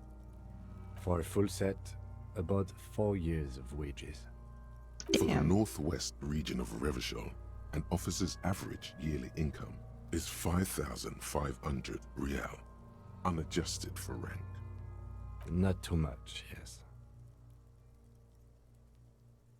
The lieutenant nods, wiping his finger on his sleeve. It is. We've requested for a full... For the northwest region of Revachol. As a wage, it's regrettably small. But for a piece of hardware, yes, that's for us to find out. Mr. Gart implied he was security personnel for the harbor company. This confirms my own assumptions. I agree. This equipment is way beyond what a guard can afford. A small bell-like sound fills the air, like tapping on the side of a porcelain cup. It's anything but. This material is a kinetic redistributor. It spreads kinetic energy horizontally, from plate to plate, dissipating it entirely. See? Faint, organic lines cover the plates where they separate into smaller ones. These plates then divide into smaller plates until there are hundreds of them. altogether. Like whirls of floorboards. The design looks organic, but influenced by highly resistant wood materials, like lignum vitae and ebony perhaps. If trees were made of porcelain, this is what their cross-sections would look like. The smooth, glossy surface fractures into ever more intricate interconnections, peaking on the right sabaton, where you notice the whorls are in the shape of a letter and number combination, E50, 100, 1000. Good. Can you read it to me? X54156745678222. We have a make and a number. Why would I lie? I want to know who got murdered. Either station can chase it for us. The stench fills your nostrils. As you push downward, an ominous creaking sound comes from above. Stop! Pig's gonna pull his head off. Brutal! What's wrong with you, asshole? Why is he letting go, Kuno? I don't know, baby. I don't know why he's such a... Oh my god. Officer, if I may ask, what were you trying to achieve by putting on the deceased foot? The cadaver slowly twists on the cargo belt, his torso covered in tattoos, and extremities blotched pink and blue. The hangman's knot is pulled tight by the weight of the corpse below. Yellow, hard-edged polyester cuts into his neck. Above, a sliding buckle ties the belt to the branch. This is a steel-reinforced cargo lashing belt, big brother of the regular cargo belt. It's used for tying cargo under 6-rotor airships. Airlifting? I thought it was used on lorries for strapping cargo to them. Apparently this is the reinforced kind of air transport. My brain tells me so. Then again, what do I know? I don't even know what an airship is. The local harbor uses 6 rotors to shuffle containers around. I get the sense they use whatever was on hand, without paying much attention to not incriminating themselves. Assuming dock workers from the harbor did it, they sure wanted him to stay up there. The force is reinforced with steel wiring. How did they even get him there? I was afraid it would be. Thin steel wiring, parallel strands. This makes getting him down more problematic than I had assumed. A noose is one of those things that's easier to use one way around. To climb up using the kid's ladder? That ladder can't carry a grown man. I didn't see any splintering either, did you? I think they lassoed the branch, then pulled on the belt to close the buckle. Could be. The shape of the branch supports the theory. I'm still approaching this as a lynching, yes. Motivated by the ongoing strike. You? Makes sense, believably mundane. I feel like it was something else. Don't ask me, I'm just lumbering from one moment to the next. 70% of the cases I get are just filling in the blanks on the initial report. This belt worries me. The cadaver hangs from the cargo belt. An intricate web of blue lines stretches across the torso, from the right shoulder to the solar plexus. Each time they intersect, a small white star is formed in their crossing.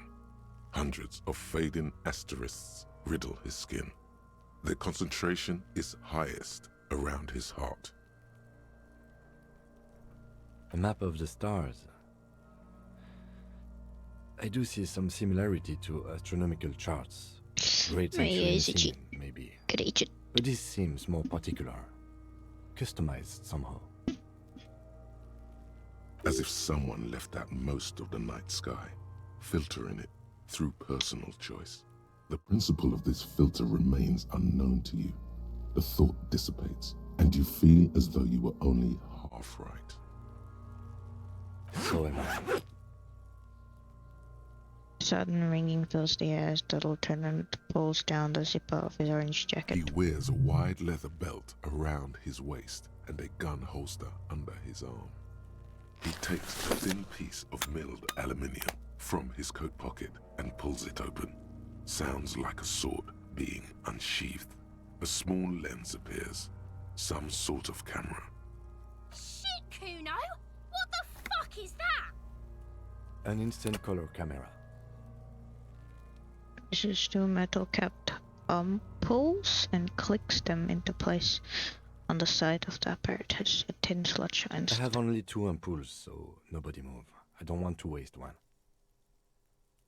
A sound. Oh, why did the breaking of a small ampoule of glass? You see streams of color pour onto the thick, glossy piece of paper, rolling out. In case we need it. Yes, it is pretty cool, isn't it? There is only one ampoule left. Use it wisely. It contains insight to the victim's person. By his build, I'd say this was a man of physical violence. The story he wanted his body to tell was important to him.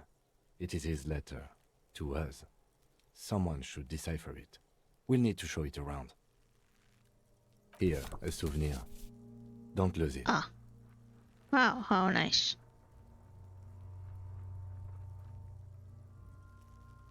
The glassy-eyed corpse looks by, his mouth mute and his skin as colorful as the chemical rainbow on the photo paper, teeming with opportunistic organisms. You've acquired an interactable item. Investigate this item further by going to the Interact tab in your inventory.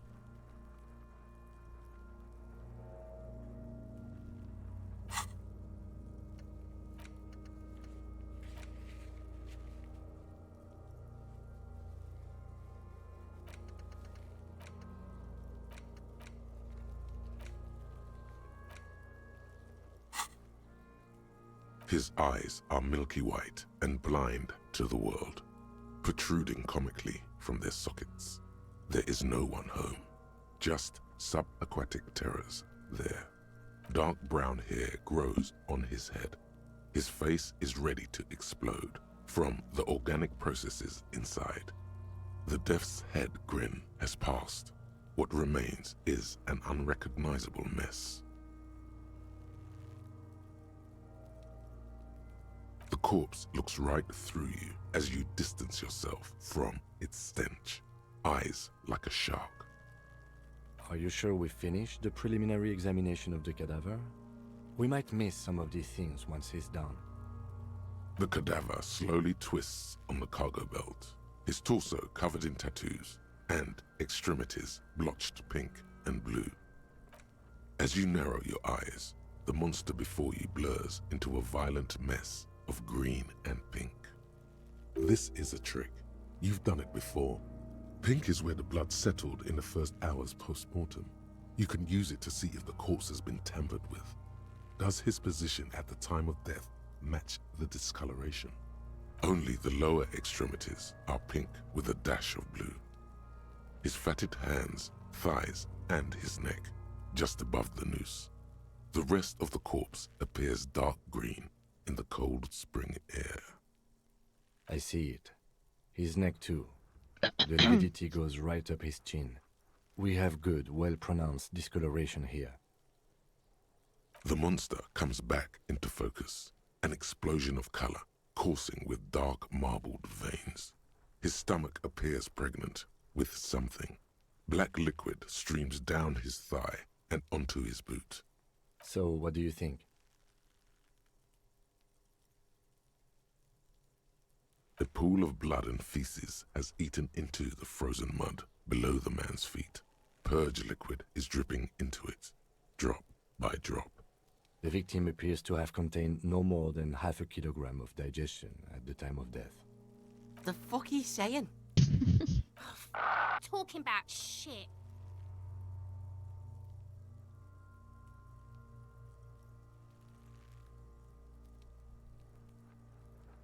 We went to the toilet sometime before death. Did we? I don't feel lucky.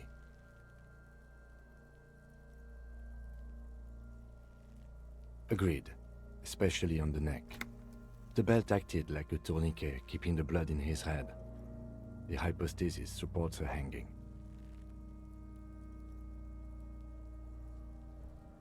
There's always a chance. We should check for ligament marks on his neck to see if they're in tune with the belt. We'll have to get him down first. I do. Most of them are post-mortem. Maybe even all of them. The delinquents have made our jobs harder with their little sport. Stop talking in riddles, coin slot. He means you fucked him up good, Kuno. Fucked him up brutal like. What are these two children, bro? I agree. His personality is no longer a part of the world. Totally dead. The world no longer stores his personality in its composition. There was a time for that and ended 7 days ago. No, better not say that too heavy. Totally. This buster not coming back. Dead. What? I'm gonna say this. That sounds about right, yes. But there is no breath to catch. Only the cadaver filling the air and your nostrils. Okay, let's try He this. slowly rotates before you, decomposing. The lips of the corpse are swollen preposterously. They are also silent. You have no idea why you just said that. Who is he? He is male, 40 to 50, with an athletic build.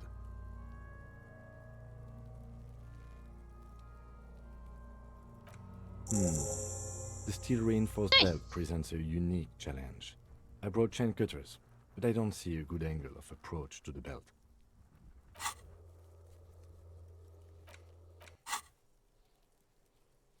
He doesn't actually think the challenge is unique. He thinks it's frustrating, annoying, and harder than he thought.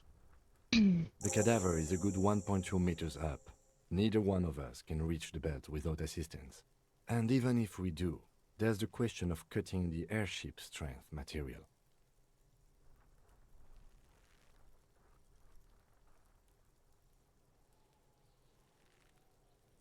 Climb up there and saw the branch?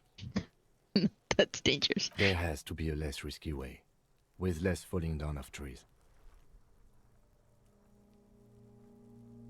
I was really hoping we wouldn't. The Union appeared to be suspect in this case. It seems like a dangerous route to go down. I would really prefer if there was another way. These people might have an agenda. Oh my god, now there's a fly. But what other options? The corpse twists on the belt, like chicken on a skewer. Yeah! Bang bang time, pig! Shoot his head off! How? Where the buckle ties the rope to the branch. That's a good spot to aim. Where the buckle ties to the rope.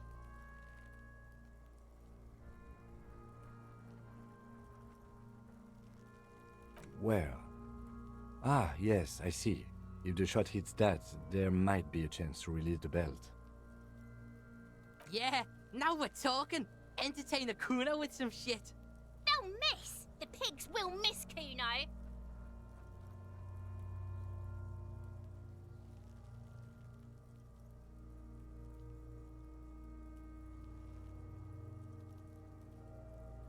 Silence.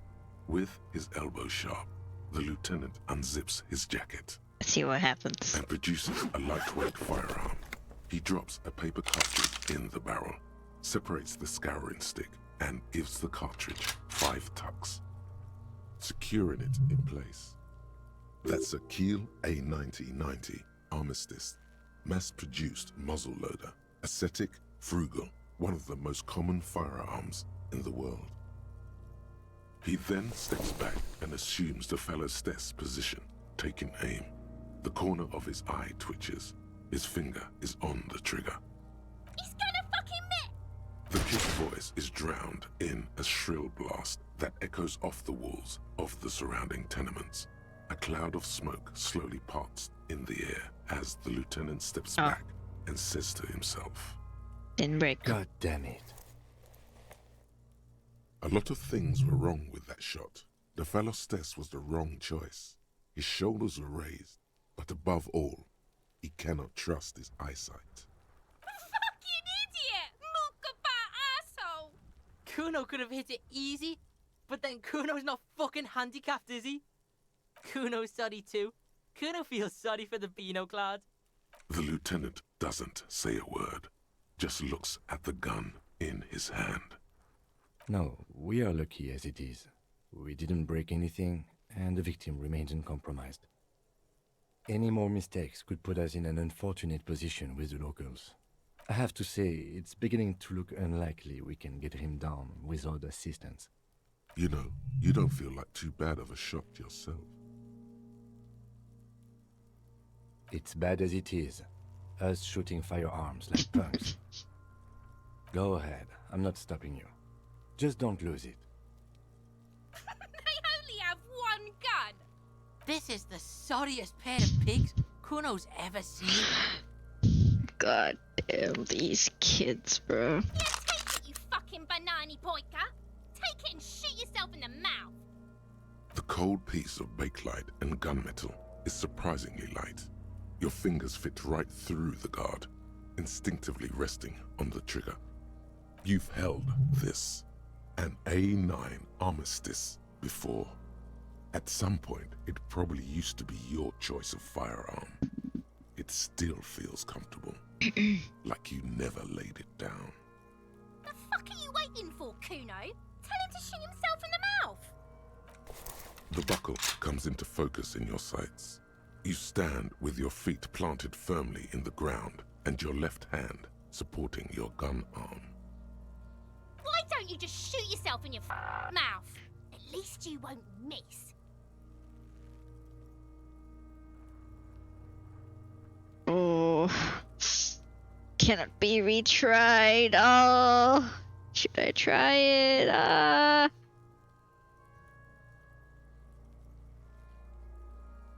Are they twins? Are they Kuno and Kunois? Okay, bismillah. Fail.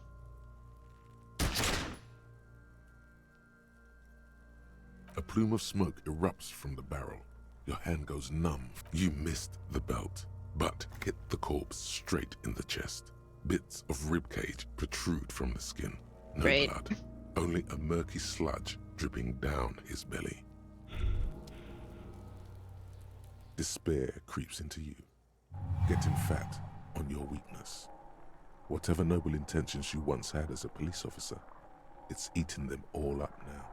You're still coming up with sentences. That's a step up from total annihilation, right?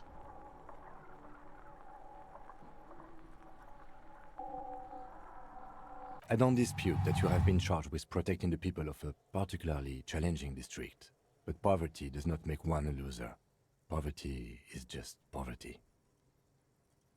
Nothing you can say would make you feel any better now.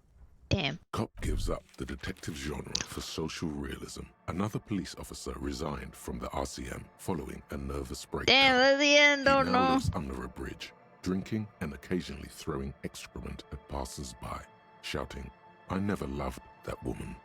When asked to comment, former colleagues objected I didn't to the even theory survive day that his one, bro. psychological disintegration was precipitated by his wife leaving him.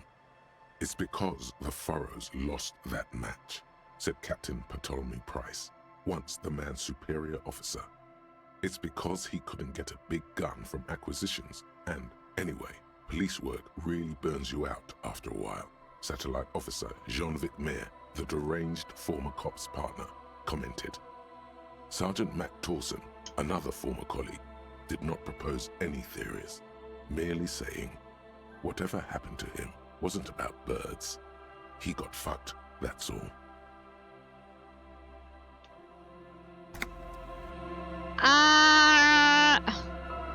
Do I play a new game or load game?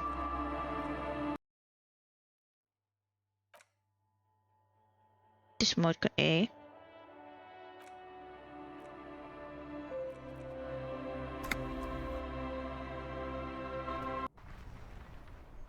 Oh.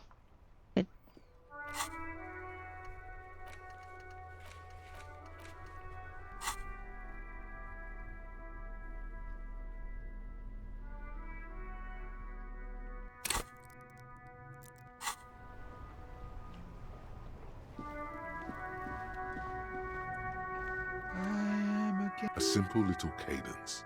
He seems to be making it up as he goes. From another. It's the jam. The air from... It's a trap. Meanwhile, we're all stuck here in long-haul limbo. Yeah. It's official. He took... Feels like forever. Mazout is an antiquated term. Yeah. So tell me, what do you need? It's like... Going on strike would probably help you dodge a bullet or two. Some pretty wild stuff, I hear. I've heard talk there's a company rep... Ah, yes. From the Wild Pines. They want to keep that money flowing. He doesn't blame them, but he's not on their side. Anything else? Us lorry drivers, not my thing. He tries his best to look nonchalant, but there's a rigidity in him. Oh. Relax. He's mere... Ha! No, they usually get shipped to Grad in the Occident. Though even we're pals and all, but I can't just freely hand out the merchandise. The man taps his fingers rhythmically against... He ain't one of us. It's easy to see he... Analyzing the fun... Ask for his conclusion. A sense of surprise there ain't more bodies hanging from more trees. Huh?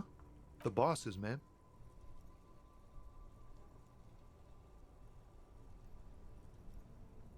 Makes sense. It sucks is what it does. Ease into it. Don't go too far.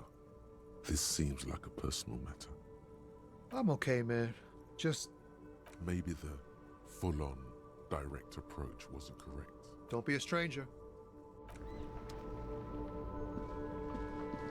Grab the woman's gloves. The RCM in Martinez. Of course. Of course. Where to? It's just water. Some shop just coast. The harbor gates. There's the pier. The Cape Side apartment buildings. Oh, that... Even all the way over here. No problem. She's very well composed. Back straight. Me? She hides it well. But behind the sweat... Is there? The quickness of the... I am pleased to meet you too. Excuse me? Oh. Okay. Of course. If there's a corpse, then you're going to need those gloves for the autopsy. Sure. Keep them. Let's wear the gloves. Look stylish while we do it, you know.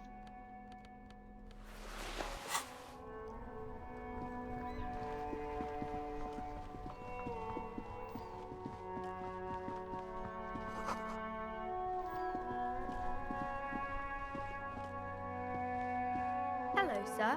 Step right in. The store is open. Are you interested in a new and exciting book? It's a bookstore, sir. We sell books, postcards, and some board games. It's called Crime, Romance, and Biographies of Famous People. Books? Postcards? Easy. Even a kid would know all of this. I know what a book is. Book is like very long letters with stories inside. Don't be a fool. As an expert, it's your duty to tell what you know to everyone. Sir, are you okay? Okay, sir. I'll try to answer any questions you have. I hope they're about books.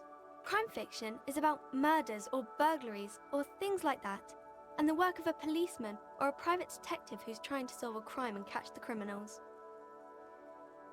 And it's kind of like a puzzle too. You can guess who the criminal What is, adorable or how the little good girl. guys are going to catch him. You don't look much like a policeman. Didn't mean to offend, sir. Sorry, sir. It's just that you don't look like Dick Mullen.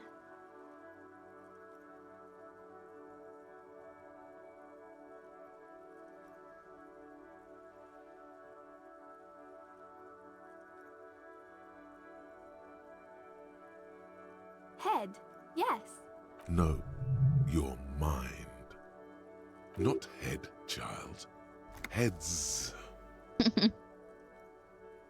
Their flexibility. There are millions of different people out there, and you have to get into their heads. Sometimes you gotta be the killer to catch the killer. Quicksilver mind, the smiling guy looks like he needs 4 hours just to come up with a single idea. Isn't that very dangerous? Policemen live and breathe danger, little girl. Unlike you, sir. He's just a fictional character. He's no match for you. Maybe you can show me some real police work, sir. Like in the books. Ah, would you like that? Yeah. My name is Annette, sir. My mum, her name is Plaisance. She owns the store. She's inside minding the register or organising the stock. Feel free to step in and browse our wares. I'm signalling that the store is open. Otherwise, people might not know. they'd miss out on the crime, romance, and biographies of famous people. Thank you, sir. I'm happy to help Mum out with the store.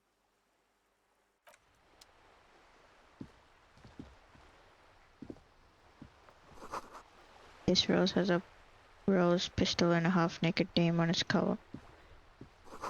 On the cover stands a very muscular man surrounded by flames. This book is about pate? What's a pate? This book you don't really understand what it's about, nor does it seem important. Book about a border culture. It promotes freedom and roaming upstream. A book about the future. The government reads your mind using radio technology. Okay.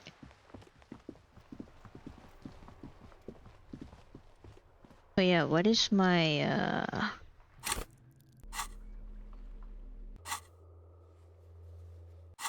guess I'll have to talk to this guy as well. Yes? What do you want to know? Maybe you can tell me. Then you are not that far behind. 3 days ago, during that time, the victim had been a security guard or what? They didn't identify. There's a strong prejudice against involving the RCM in what's seen as union matters. The dock workers' union is the de facto police in Martinez. Just to be clear, we are police officers. It's our job to find the killer. That's the case. Uncover and arrest the killer. I'm afraid you don't know? I assumed you were better still than It's just stupidity. We shouldn't waste any more time on it. Was there anything else you wanted to know about the case? No, it's not a particularly mysterious. The deceased is a security guard for a corporation involved in a labor dispute. It doesn't take a DeLorean polymath to put the pieces together. I'm relieved that you agree. Anyhow, let's get back to the case. Good. The pissing competition. Right.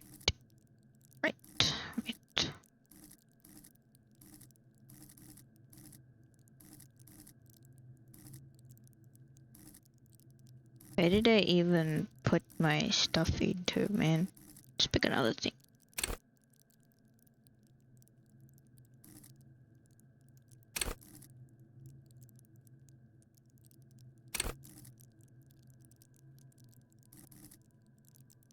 Hand-eye coordination.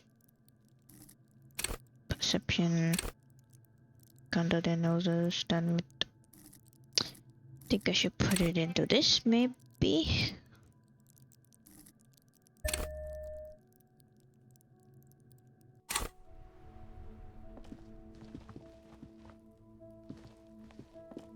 You see a set of tire tracks in the brown slush that covers the plaza mosaic. The tire tracks were left here by an unknown event. Some of that rubber stuck to the tiles and then accelerated straight into the driver proceeded before heading south. Must have been in a hurry. You are correct. This is a rather motor carriage-friendly city. So I should quick save. If not, I will have to go through all of that ordeal again.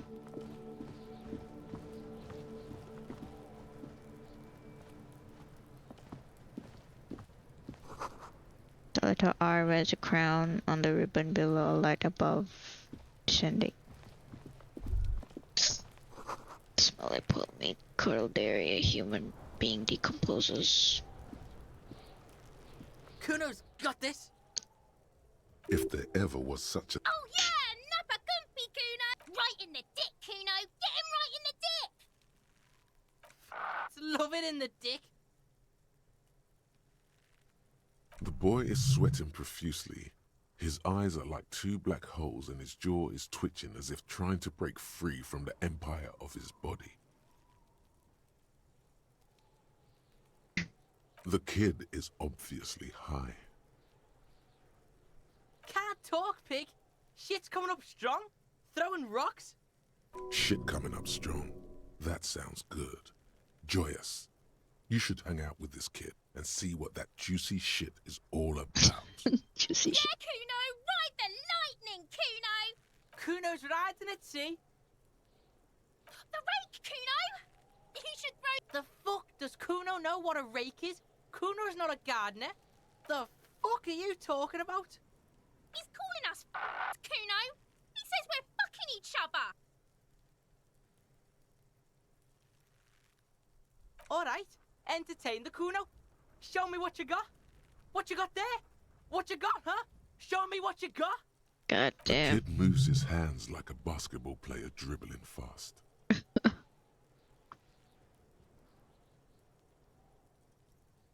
Kuno's Kuno, pig? It's always Kuno, never I. Clearly the kid's using the third-person perspective as a shield.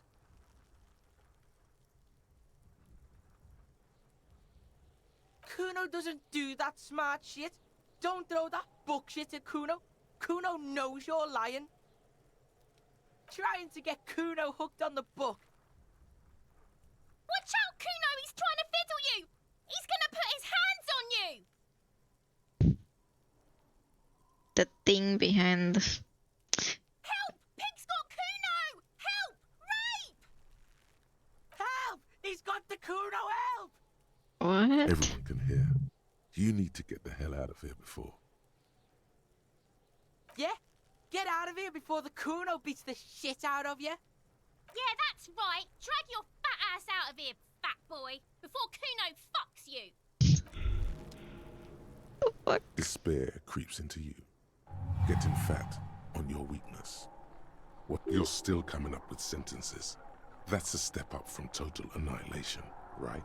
Damn, am I dead?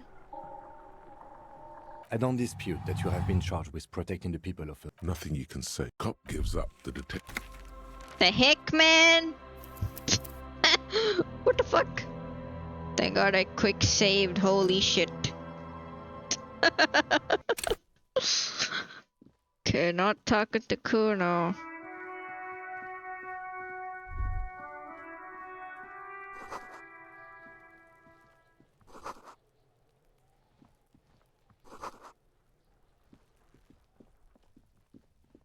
Damn it.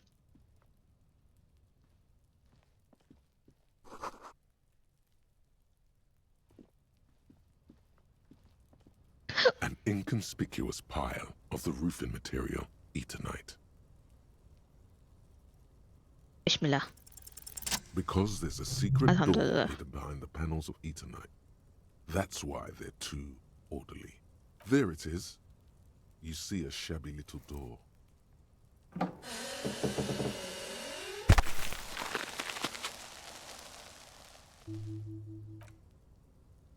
What is this then?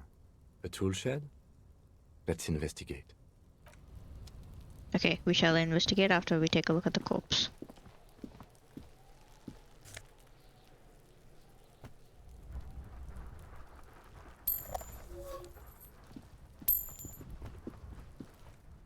Quick save game.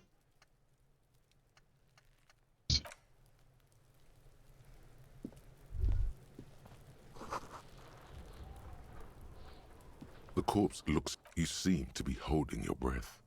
A cargo belt twists his neck at an unnatural angle. The body below appears stiff. It's active decay. He's about to blow! Cop's gonna blow, Kuno! The smell is repulsive. It pushes in from your mouth, more instant and more familiar than anything you'd expected. Damn. More fever than odor. It fills your mind.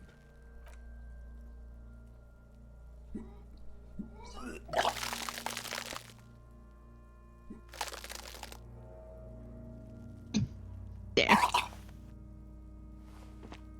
Too late.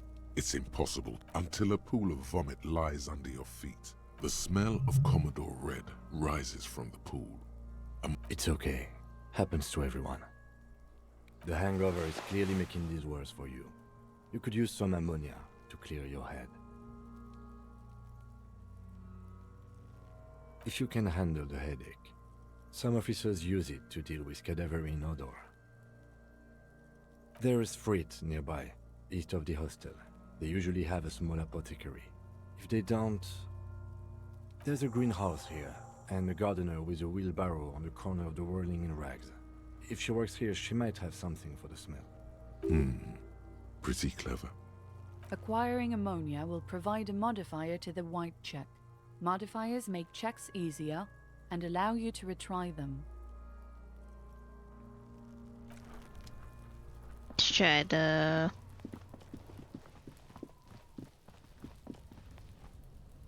Let's ask the gardener, I guess.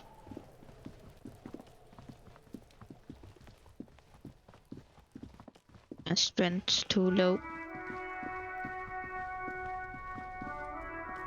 I can't believe it's snowing again. It felt like springtime just a few days ago.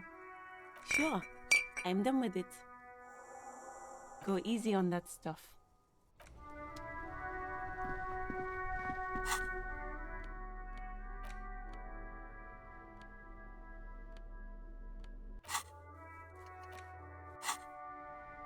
Damn, I should have quick save. I don't know, I could quick save. Should have checked it properly, you know?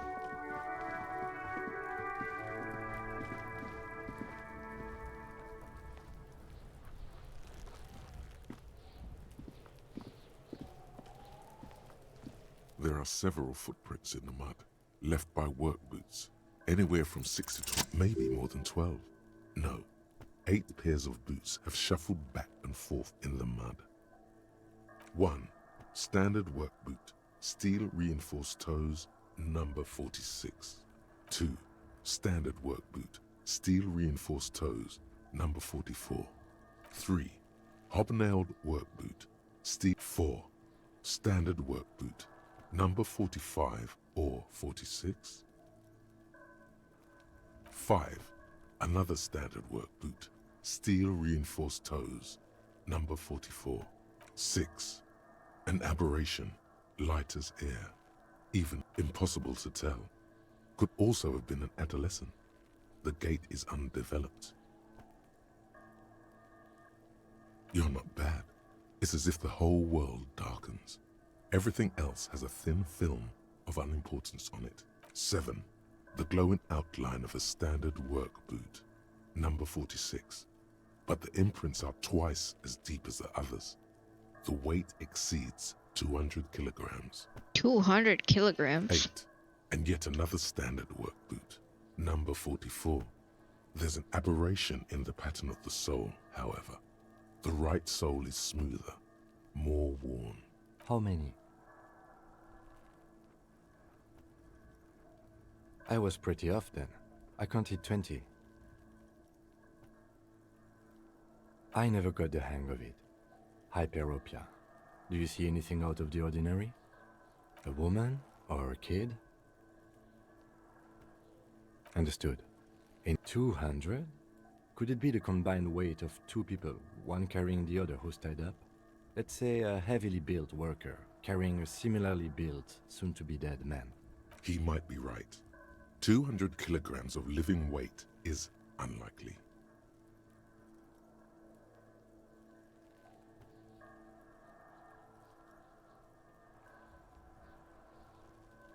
Possibly, yes. But why? Yes, they could have used a makeshift stretcher or just march him up to the gallows. Maybe the victim refused to walk to his own lynching. Maybe the victim was unconscious. Our reading of these prints could be wrong. Even easier to carry on a stretcher, or between 2 men. Anyway, it's for future consideration. What else can you see? An aberration, one soul is more than it. Wait, 200? He might be right. Possibly. But why? Yes, they could have used a makeshift stretch. You have a point there. Anyway, it's something to consider. What else can you see? Interesting. Let's name it the old soul. Someone operating a workbench with a pedal? Like a joiner at the harbor. Or maybe a drummer? No, it's not. Forget I said it. We are not looking for a drummer. Perhaps it could be a driver. A driver would wear out their right shoe before the left. The accelerator is on the right. He doesn't seem to hear you. Looking south toward the traffic jam. We should keep our eyes open around the traffic jam. See whether anyone strikes out as a potential suspect. Seems prudent, no? You're right. Let's keep a low profile. A week, maybe? 7 days would fit the time frame provided to us by the caller, who reported the hanging. It is not impossible. I pulled last week's forecast for coastal Havashol. 7 days below freezing. The day before, the day of his hanging, was the last warm day. Correct again. Sub-zero temperatures would preserve the tracks in a good state. The commotion here could have taken place a week ago. What do I think? A mob of people brought something heavy to the tree. One of them was carrying the victim. They shuffled around, especially under the tree. Then, after hoisting him up, they stood in a semicircle facing his direction. Indeed, they all stood in a row here and looked at the tree. Yes, everything fits so well. Carried him over, hoisted him up, watched him hang. The lieutenant's eyes narrow. He's thinking to himself. Either way. What else?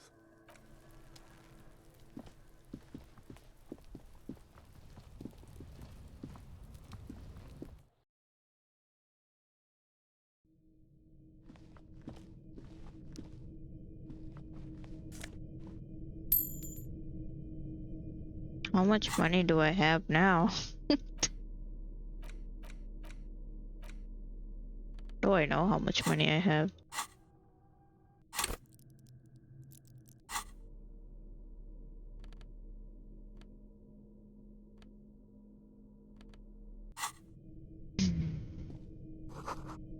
Just get out of the way or get fucked up. A silver plate with traces of bone yellow powder. Be still, my beating heart. It's amphetamine. Sweet amphetamine. The lieutenant isn't studying the powder in the mirror. He's studying you. There's a good vague way to ask where he stands on drug use. Professionally, I mean. Someone has taken narcotics here. Perhaps the police should interfere. I was thinking about taking it as well. I heard amphetamine makes you a really good. Are you a really good detective? Perhaps not. This is below our pay grade, detective. However, see that ladder there? It's probably another way into the industrial harbor, no? A secret path the local kids use.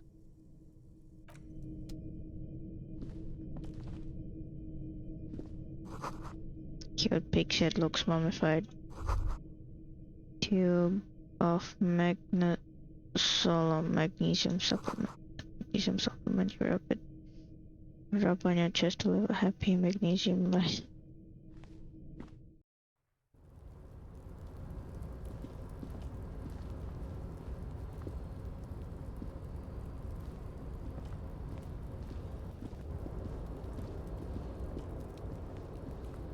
Where is he going?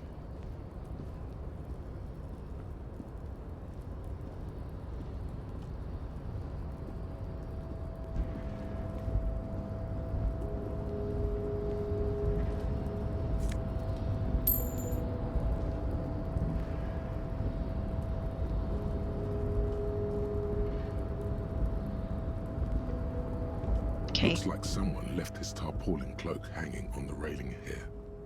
When the wind ruffles the cloak, you can most definitely see a white rectangle on its back.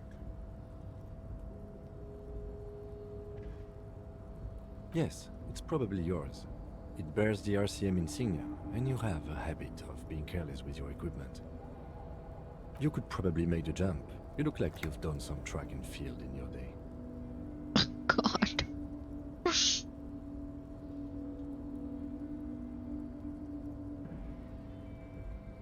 Maybe not right now. I might fail it.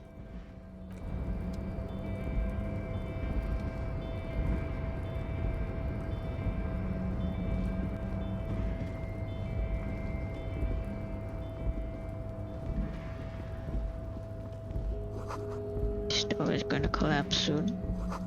The restoration pillars keep the ruins together. Is this Grand Coron 37? What am I gonna do with that? What's this? This postcard depicts an ill-advised residential area overlooking the Jamrock Quarter. 13-story buildings line the hillside that sarcophagi, and an ominous fog already rising from behind.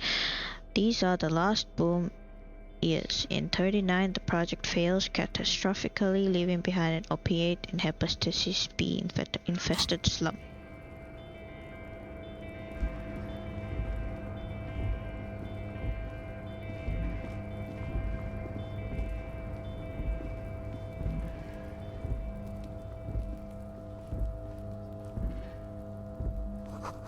These barrels are half full of rainwater.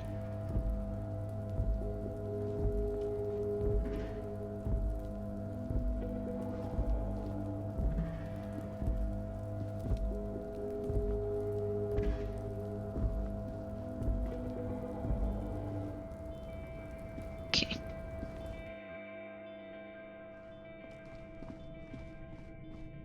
Spotted, I believe.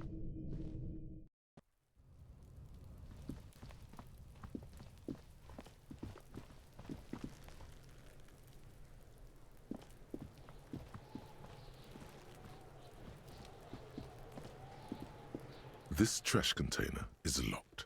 The sliding lid has a padlock that says, "Whirling in rags." The body is downwind from here. Maybe you prefer the smell of garbage to the smell of death. We could try using a pry bar, the one you took from my motor carriage, or we could ask for a key from the manager of the Whirling in Rags. He probably has one. He might also have information. This is better than the pry bar idea.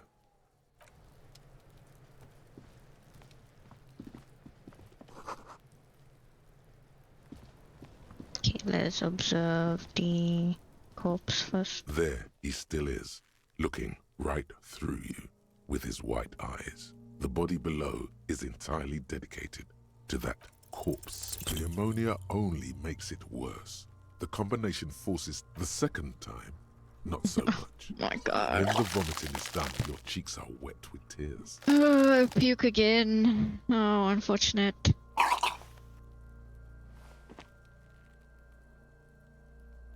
Nor does the wind right now. I've seen strong men turn themselves inside out for hours. You are facing tough odds here. Alcohol withdrawal makes it considerably harder. I've seen captains puke their guts out. It never gets easier. You never get used to the smell. Every Monday is cadaver day. Throw up, investigate. Throw up, initial autopsy. Throw up, baguette. Then drive to the station. Maybe throw up on the way there if you didn't bag the thing tight enough. I think I've lost my sense of smell. A white lie. Not being hungover helps too.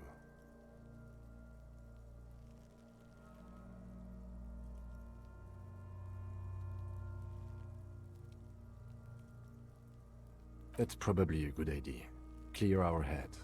You need to get your shit together. We should go talk to the locals. Find something else to do while the wind changes. It's pretty bad right now. You've gained a thought.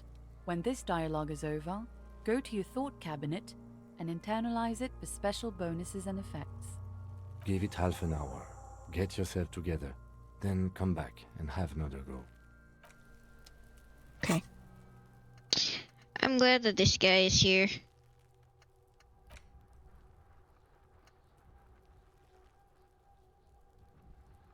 Your shit is a pot, rather than becoming of a cop. Compress it in a small area. Achieve a solid level of shit compression. Squeeze your butt cheeks together for 30 minutes. Do something similar with the two hemispheres of your brain. Talk to people, maybe that will help.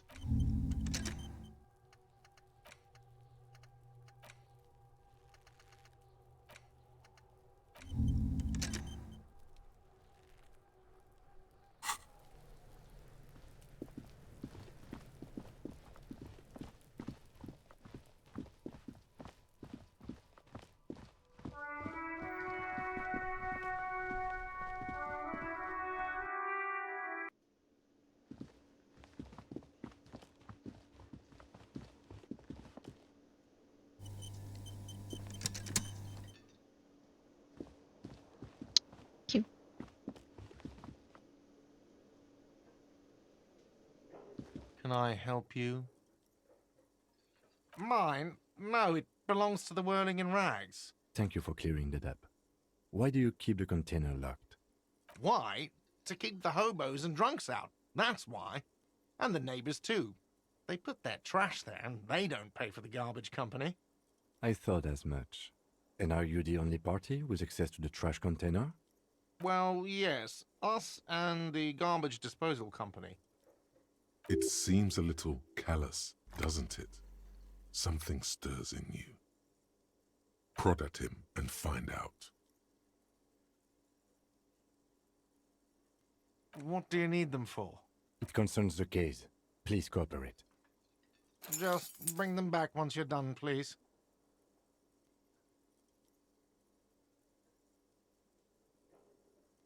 What thing? Yes, not the whole damn union, thank God. Just the nastiest and loudest faction. Oh, I have They come here in the evening. $2 to my name. I need 130. How am I gonna find 130 real, huh? Pay on time. We should find out who this Lord faction is, occupying the booth. Loudness means talkative, and we need info. We don't. We have to wait. They'll show up sooner or later. Men get hungry, even striking men. If not today, then they'll be here tomorrow. There are these things called days. You sleep between them. He's saying they'll come after you've slept. Just making clear you got that. What are you, a cook now? That's none of your business. He wasn't pan-fried, he was lynched. What could the kitchen possibly have to do with... Fine, okay, the kitchen is closed until 1 p.m. because the cook is working. You can snoop around after that, if you must. What? By the way, you should come back to this thing-based questionnaire if you see anything interesting in the whirling later.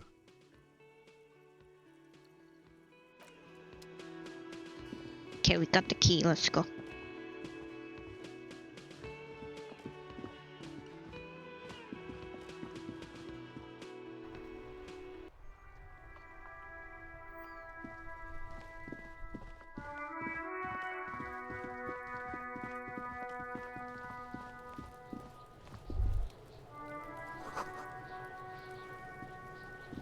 This trash container is locked. With a well-oiled crack, the lock pops open. It should now be possible to simply raise the lid. Don't. Maybe you shouldn't. No, we need to investigate now. The smell of rotten food rises to greet you. You see soggy cartons, dirty rags, and organic waste. We're just in time. This hasn't been emptied for over a week. Among the threadbare kitchen towels, something catches your eye. A pair of denim trousers. As the legs of the slime-covered jeans begin to unspool from the garbage, a rank corpse smell fills the air. The victim's clothes? Cadaverine odor is faint. I thought your sense of smell is They were gone. removed when he was still in the early stages of decay. Drop them in here, officer. Guitar marked blue jeans. Pockets empty or emptied. He wore them with a belt, too. A white belt. The loops appear stretched, but the belt is missing. That's it. Do you see anything else in there? I have another bag here. Something slimy catches your eye. A drab, long-sleeved shirt, olive-colored, appears from the food waste, dripping with pus. This is a military-type overgarment. No label or serial number. This is the kind of rib-knit shirt that's worn over light armor to conceal it in an urban scenario. Anything more? The rest of the rags are just kitchen variety waste. A yellow old mug that catches your eye. But other than that... All right. We should go to Gart again and ask if he knows who put the clothes in the trash. It could be as simple as someone from the hostel cleaning the yard. Or that one. I'd advise against confronting that force.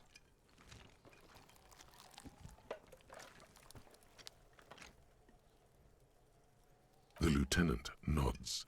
Then you see milk and egg rest with one broken egg in it. Some pasta wrapper. Picking up the soggy packages somehow feels familiar. You've done this before. The movements are recorded in your elbows, the methodology in your fingers. You're used to this. No, searching for evidence in the trash. A box falls into pieces in your hands. Batiste Soleil cereal. There are plastic pasta packages below, and turbo noodles. Nothing of note, however. It's just organic waste, cold and slimy on your hands. Apple, what's this? A blue piece of plastic sticks out from the apple peels. It's shiny. Looks like the corner of something. Something larger. A clipboard. A blue plastic clipboard with moist papers hanging from it. They look badly damaged, but you can still make out forms and notes, written in a man's handwriting. Officer, is that your paperwork? Yes, it is. Look. This plastic has the RCM street grid on it. You've even got an autopsy form. Oh God. If you don't mind me asking, how did this get in the trash? It has a foreboding quality to it. Maybe I needed to lose it for the great bloodletting to begin. I think I didn't want to be a cop anymore, so I threw it away. Someone from the violin threw it in the trash. I don't know. I'm boring. I'd rather not talk about it right now. Well, lucky we found it. You should take stock of what remains, just to be sure some has not made it into the hands of the RCM's adversaries. Organized crime and the like. There might have been police secrets in your notes. It would also not hurt to start taking notes on the case. Now, tell me what your eagle eyes see. Or are we finished? Some items, such as the ledger you found, are interactable. Go to your inventory and select the Interact tab to read your paperwork. You pick out a broken mug with an oddly racist depiction of the yellow man frolicking in saffron. Only in its social sensibility. The heck? Mm-hmm. You've acquired an interactable item. The container sounds a muffled gong. That's one thing off the list. I think we got it all.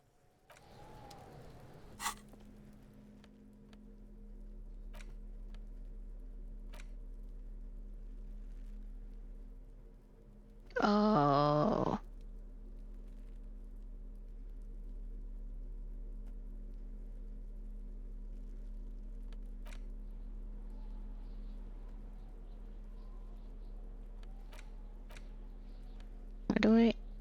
How do I interact with it?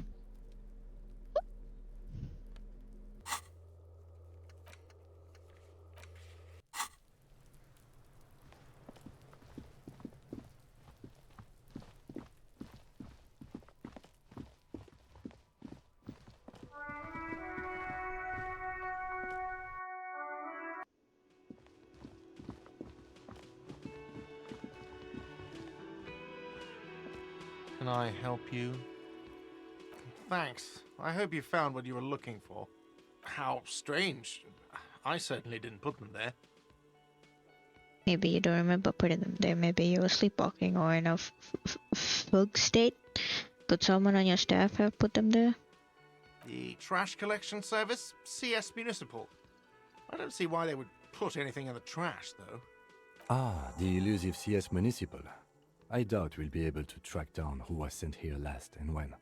This will have to be one of those little threats that solves itself down the road. Thank you anyway. Maybe you don't remember. Put someone on your staff and put them there? Sylvie had the keys before I got here, and I can vouch for her. I can vouch for all my staff. None of us would tamper with the crime scene. Yes? Absolutely out of the question. Absolutely in the question. First we find a sad banger. Then we sing this place to shit. Your body is ready, sire. Huh?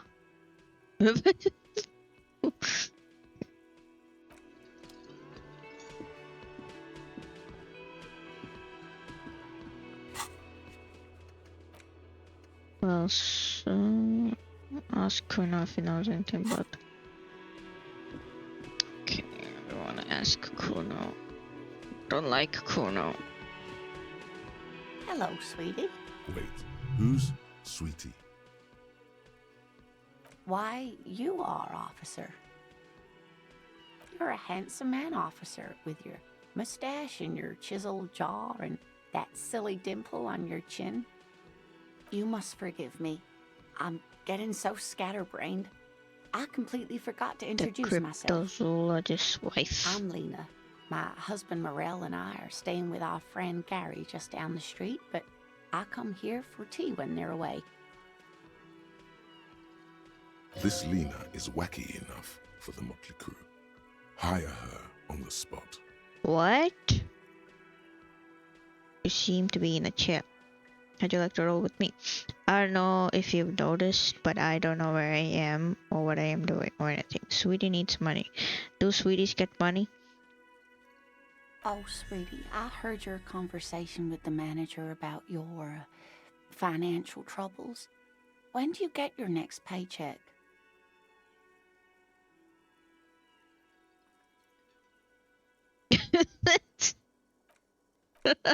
I can't save here, can I?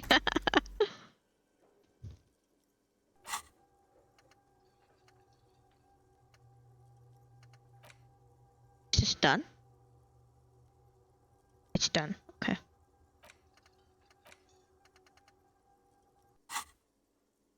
Oh, no, I'm so sorry I don't have money for you. If there's anything else I can do for you, just ask. Yes, dear. I'm a paraplegic. A paraplegic is someone with limited or no ability to use the lower half of their body. Paraplegia is caused by spinal cord injuries, like falling from a great height, or a grenade explosion. That's quite all right. I'm used to people asking questions. I know they're thinking about it anyway. Of course, dear. Good luck with your case. Volumetric shit compressor. Bizarre scientific news from Revachol West today, where a police officer's shit has been observed at a pressure of around 495 gigadecimals. These metallic hydrogen levels of shit togetherness were thought to exist only at the center of collapsing stars, not law officials. It remains to be seen how long the shit singularity lasts.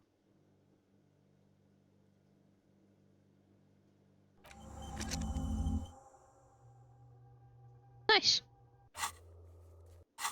Right. Let's get on with it. Let's ask Kuno.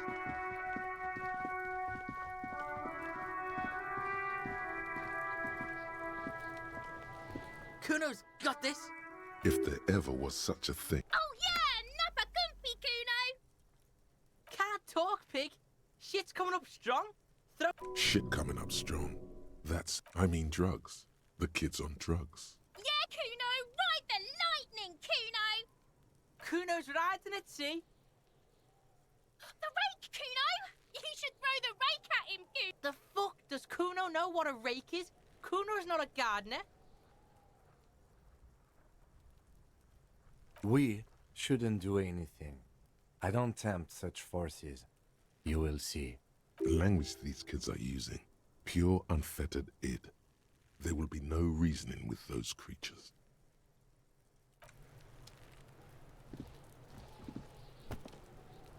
There he still is, looking right through you with his white eyes. Ah, my shit's compressed. I can do this now. Dedicated to that corpse smell. Emitting it is ha ha ha. Again, a What? corpse laughs at you, pus dripping from its mouth. Every time it happens, it gets worse and worse. I'm There's gonna nothing puke to throw up again. now. All that's left is crying and convulsing dryly at the same time. That's the third time. I'm at a loss as well. I could swear your shit was together, detective. Sometimes even that is not enough. Life is unfair. What the fuck? Officer, you just need to be stronger. Learn to keep it in long enough for us to work. There's nothing else to do. You can open this white check again by going to your character sheet and spending a skill point to upgrade your endurance. Gain new skill points by exploring and completing side tasks. Maybe it's okay if you don't make it today. The dead man isn't going anywhere. Fine, but I need money if I want to stay in the freaking place.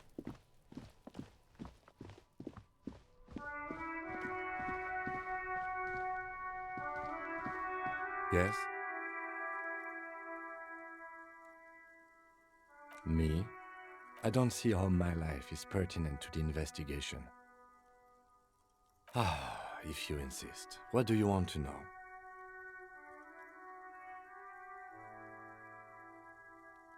That's because I'm half Seolite, or quarter. My father's father was from Seoul. So was my grandmother, but from my mother's side. It's not an interesting topic. It's a part of the world, officer.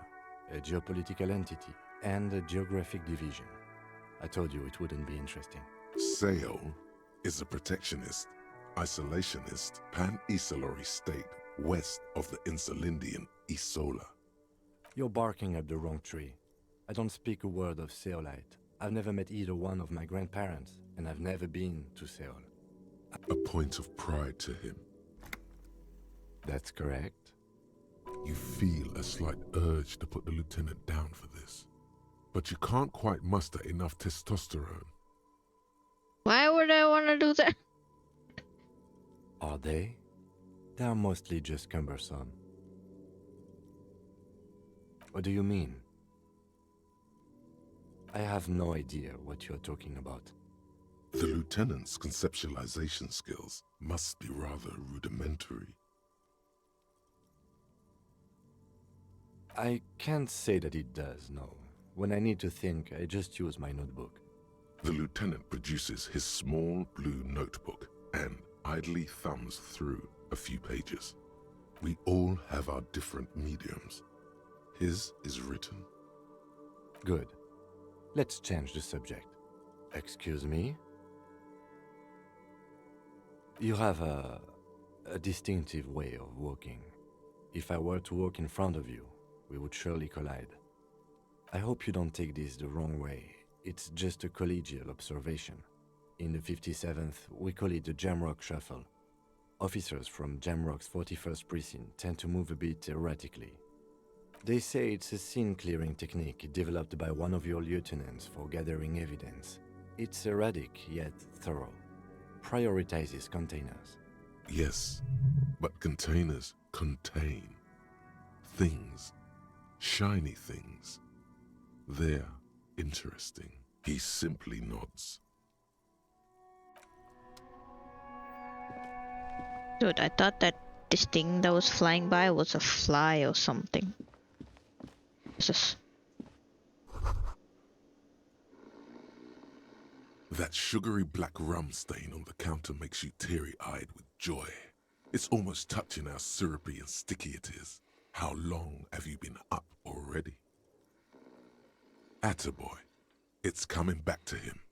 You had your mesolimbic reward pathway worried there, not thinking about drinking all that time.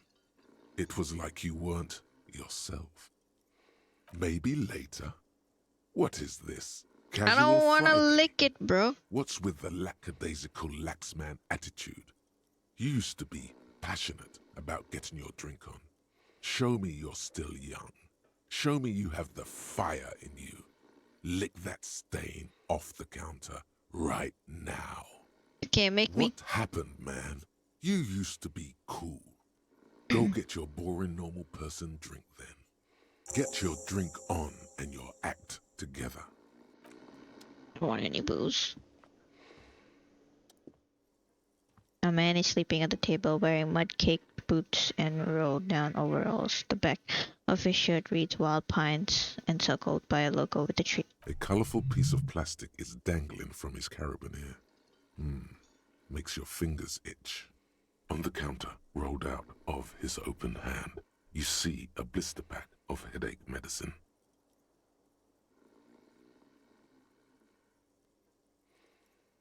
It's a dock worker's ID, doubling as a shift card and a job permit.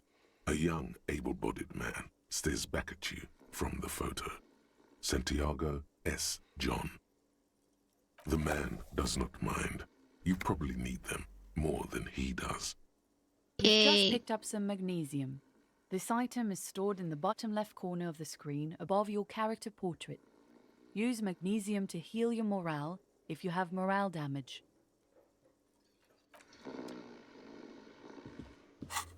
Bro's sleeping. Let's see. Inspect victim's body. Keep searching for the collar. Display. Okay. Pay for damages. Don't have the money for that. Track down your badge. Summer door closed for the winter.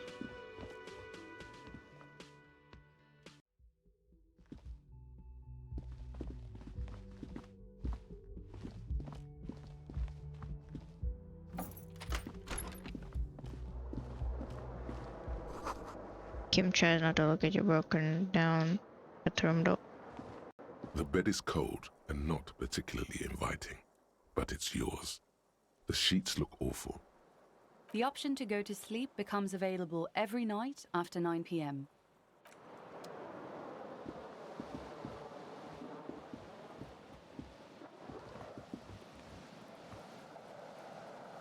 Why is Kim in here with me? Like,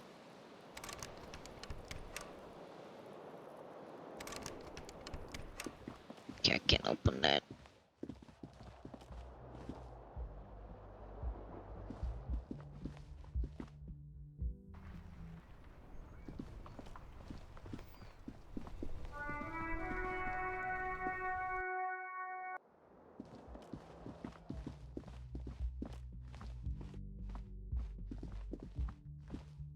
The door is closed.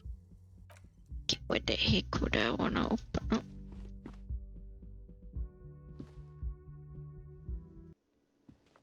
Okay, let's see. What do I do now?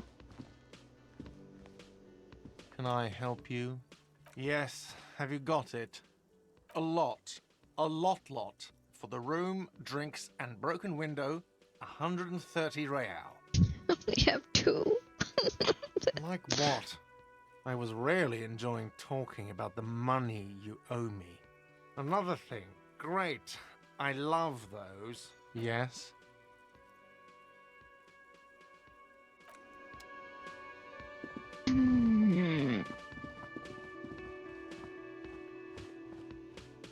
What? Why'd he run around the thing?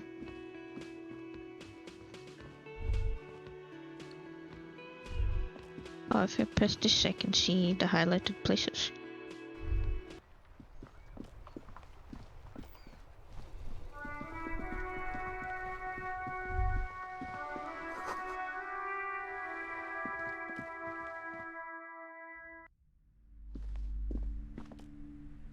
A small mountain of colorful board game boxes. There are numerous types of games for all ages. A lot of shelf space seems to be taken up by Wirral-related merchandise. An endless variety of source books, lore books, and codices litter the table. The topmost book is titled Welkin Compendium, 2nd edition. There's also a large hardbound tome with intricate cover art, The Hunters of Katawak, Boreal Creature Compendium, and a Pick Your Path adventure gamebook titled Tales of Wirral, Cavern of Velkrag. Books in a board game section? Who wants to read books? There's a box that says Wirral, 3rd edition Mega Setting Supplements Module. The side panel notes, a fantastique adventure board game, new maps and miniatures. A sticker on it displays 25 real. That price is steep. But do I look like I have 25 real, bro? I need 130 to pay for my place, bro. Place I'm staying. Wonderful board games, sir. The Viticulturist is a classic for sure, or perhaps you'd like Archipelagos of Insulinda. a very educational game for those interested in geography. Raubritter is a fun game of economic competition, but can get quite intense after a while. We have games for the whole family. You can play with your children. Would not have children with me. I don't feel as if I have any kids. Yes, kids, friends, chicks. I have all of those. Friends are technically like family. For playing with friends, I'd recommend suzerainty. Lousy auras there. No, role-playing games are popular among those types. You know, who are into those kind of things. Personally, I don't like it. Not at all. I've heard they turn people into occult enthusiasts. That they have rituals where they try to summon entities. Highly immoral stuff. You can still buy them, though. Like D&D, bro. Old sports magazines tucked away in the dark corner. The book collects the national recipes of Arda. They are all about lake trout.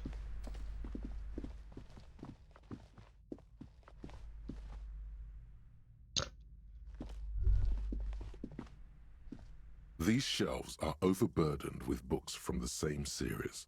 You see the name Dick Mullen over and over. A couple of spook novels hide amidst all the detective books. Thrilling tales of spycraft and daring do. Crime fiction is a disgrace. An asinine misrepresentation of the physical attributes of the arduous everyday work of actual police officers. These books greatly overstate the excitement of police work, glossing over how long it takes to actually follow up on leads and eliminate dead ends. What's more, they completely ignore the psychological hardships of year after year coming into contact with people during the worst days of their lives. Not a single mention of all the stress this work creates upon the officer's family. Detective fiction just doesn't tell the truth at all. Now, would you like a list of all the books found on the shelf?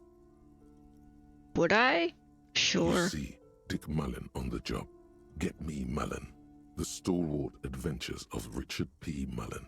Dick Mullen and the Murder in the Orchard. A killing is declared. Dick Mullen in the Murder House. The Final Case of Dick Mullen.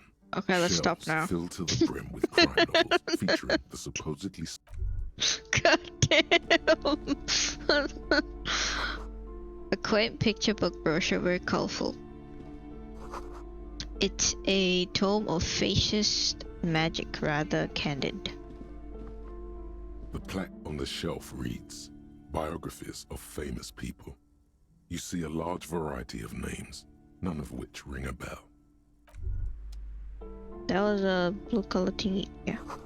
Everyone knows the most interesting thing about fishes was their magic. Several maps have been attached to a bulletin board hidden inside the alcove. They're held up by small pins. The board has come loose from one corner. So just in my headphones. The maps look old and faded. Your eye catches a map of Insulinda. A map. This large map displays archipelagos. You see a constellation of small dots on the light blue emptiness of the Insulindic Ocean. The largest in the northeast is La Caillou. You are here. Caillou. Another far away in the southwest, Seminese Islands, Ile de Fantôme. Ozon, Laurentide, Fas à la Mer, archipelagos, North Arcade Islands, all just specks of dust on the vastness of the Insulindic. On the edges of the map, the color fades into a blur of dotted lines, black and white, disintegrating into mathematics. In the northeast, a dust mite stands on the north coast of Caillou in a bookstore. It's you. You can, on Caillou, Revachol, a single black star, on Ozon. For 850 million people live on these little dots, an oceanic world of culture and commerce.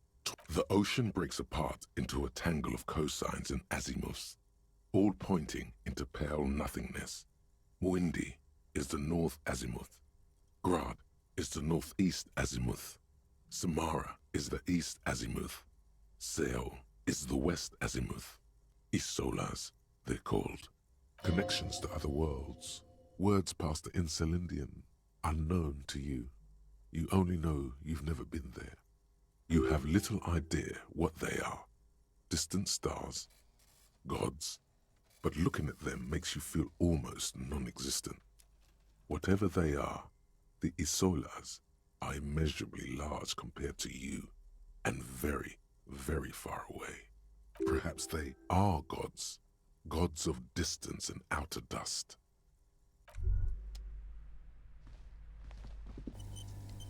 Whoa. Another boring book just discarded here. This bookstore is not strictly about crime, romance, and biographies of famous people. Sir, please, no browsing in that shelf. That wisdom is not for free. I can't have you end up, like, opening a police store next door and stealing my customers. Oh no! What the fuck? It's back here. You see a set of tattered curtains blocking the way to another room. A strange cage-like trinket dangles from the curtains. Excuse me, officer. The back room is strictly for employees only.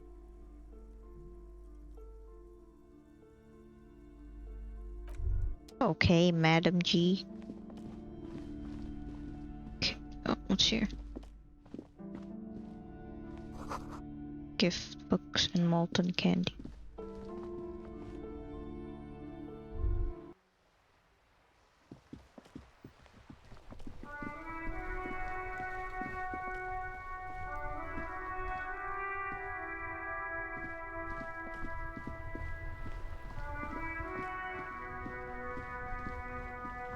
Inside, you see a set of steering levers.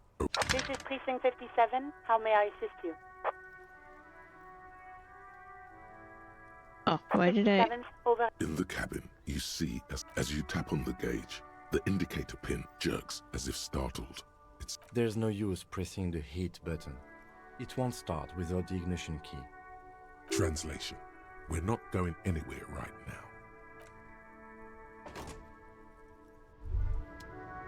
Glad it translated for me.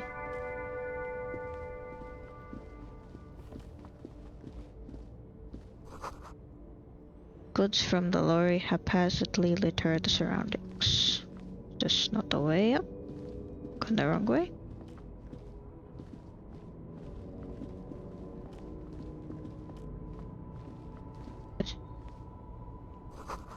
A bold slogan, Humanox, covers the truck.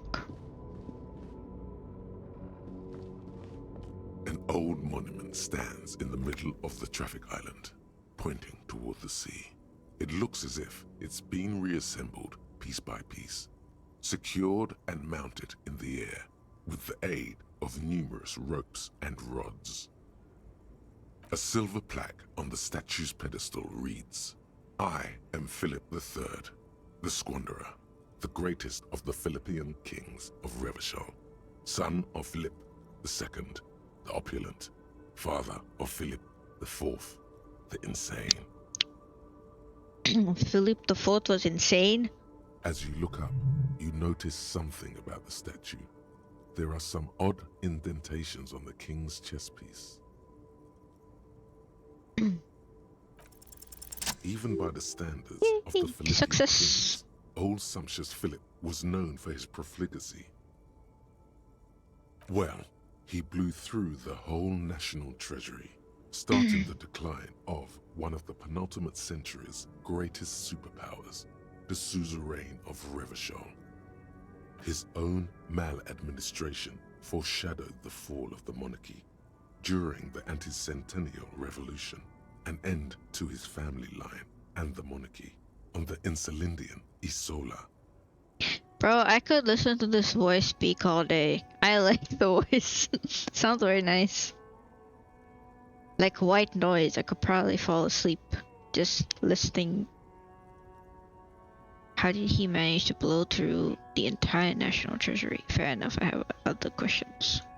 Stories have it that he had his bedroom converted into a treasure chamber. where he stored unfathomable wealth. Krugerrands, bars of gold, ornate weaponry, armor, and various chalices. He called it the Sol Aurum.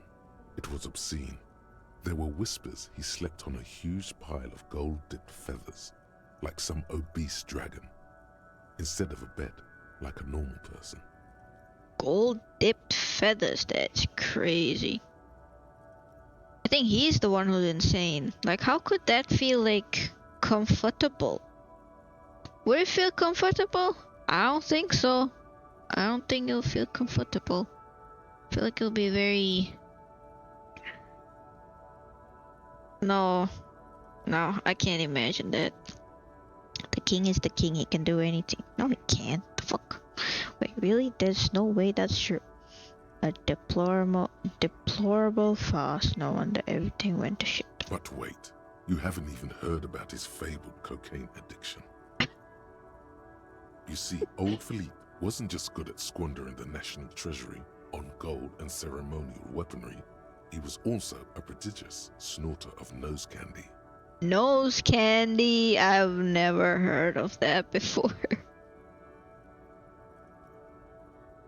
That's what the revolutionaries said 150 years later, right before they emptied out the royal mausoleum and dumped His Majesty's mortal remains in the Insulindian Bay.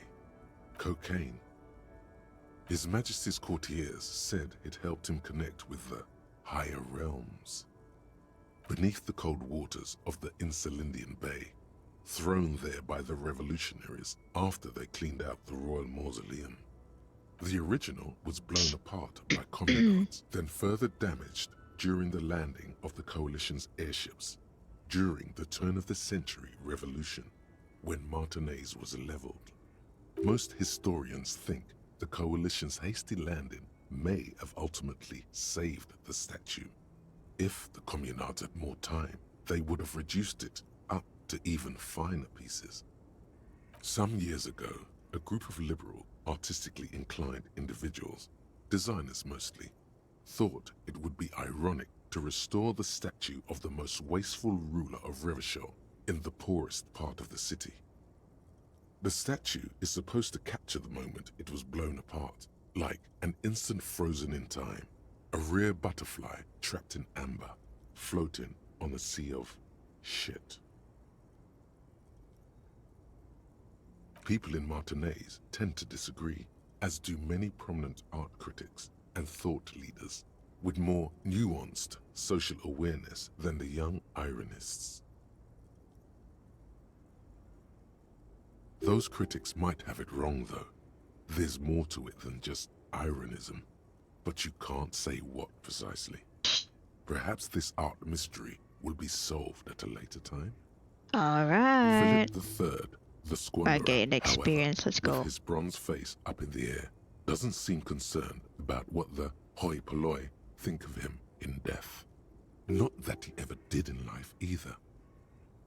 Something with great kinetic energy seems to have impacted the cuirass, around where the heart is. A bullet? Someone shot him in the heart. Interesting. Okay, I can't see it, but I take your word for it. Well, Martinez is riddled with bullet holes. This place saw a lot of action during the revolution, but the statue is recently renovated, so maybe a joke? Target practice or a political statement? Why not? What this shows us is guns aren't too uncommon here, and people still shoot them, sometimes at kings. The king stands high above you, surveying the bay. I'm waiting until it's 1 PM so that I can go into the kitchen and see what's up. Money! We got $3 to our name. The small, wrinkled woman does not Pale driver. She nods along to something on her radio. A photograph is clutched in her hands, and there is a warm smile on her face. The photo, an ambrotype from the turn of the century, as golden as her smile. No response wherever this woman is. Your words fail to reach her. Wait. She's just a distracted old woman. Better to leave her alone. Fine, I'll leave the old woman alone, damn it.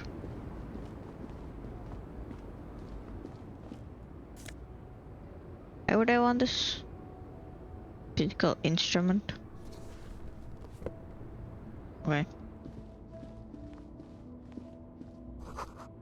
Ruins full of snow. No one lives here anymore. Okay, let's go.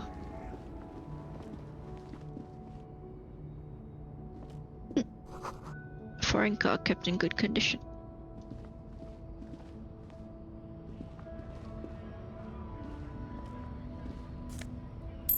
Just picking up money from the floor and everything like that, you know. Can talk to this guy? No, just an NPC. The lorries probably stored fuel here now. They're still booze. Who the heck is this giant man? Bastards! We have a right to work! Hold up and stay frosty, everyone. Cops are here. You here to fuck with us? Beat the honest worker down. Good. We're fighting for a cause here. Right to work! Right to work! Besides, we're not that different. It helps if people see us talking, cops and strikebreakers together. Shows authorities are on our side. Builds confidence. Rights of people, rights of workers, to have gainful employment, to make a salary, and feed their families. His manner of speaking is wooden, the tone of voice bland and uninspired, almost as if compiling replies from a set of learned phrases. Maybe you should ask them the questions, like why we're not allowed to make a living here. Shame on you! What if he helped hang the body? Cause like the heavier footprints? Question mark? Feel like he might be. We have families to feed, you piece of shit. So do we, Scott.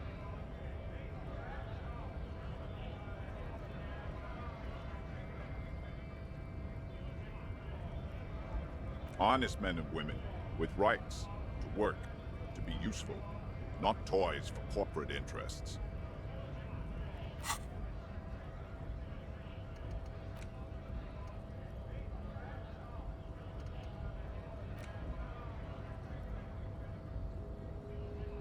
Oh, I have to gain skill points to do the thing? Question mark.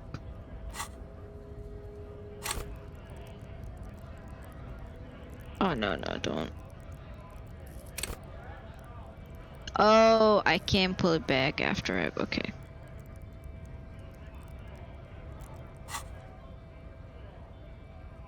We came here to help the harbor run smoothly in time of crisis. If union fucks don't want work, they ought to let in those who do want work. I have a question. Why do all these men follow your leadership? You think they follow because I'm big and loud? No. They follow the rules of the market, the rules of the economy, because they were given a job to do! Want to get into the harbor too. What exactly is your goal here? Have fun. Union shits are on full strike. Don't think they're going to let you through the gates. I'm interviewing people about murder that took place behind the hostel cafeteria that disruption. I know nothing about a murder. Wouldn't put it past these harbor bugs. They'd do anything to stay alive. Right to work! It's shameful. Cops doing nothing. You should bring backup. Open up the gates for us. Blockading gainful employment for workers is a crime. We are not picking a side in this just yet, sir. Pity. Let us work!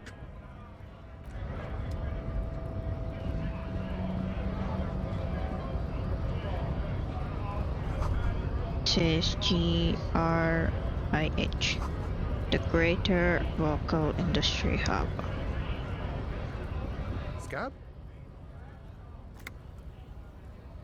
Call me Mananya. You're hazy on the notion of a scab. Smells like politics, though. Maybe it's got something to do with the flask he reaches for from time to time. A kind of a worm, content with mere survival. They come, they want to do our job for shittier pay, screwing over both themselves and us. Everybody loses. Beats me. Somewhere in the ground, I think. Gotta be bloody stupid or freaking evil to scab. Or I guess, scared maybe. But scared of what? Of who? Personally, I'd rather beg than scab. If the gentleman shouting on the street came begging, maybe they'd have gotten something. We've explained the matters, but they don't listen. This lot would be reasonable and go home if the big guy wasn't riling them up all the time. Big guy. He means the leader of the scabs.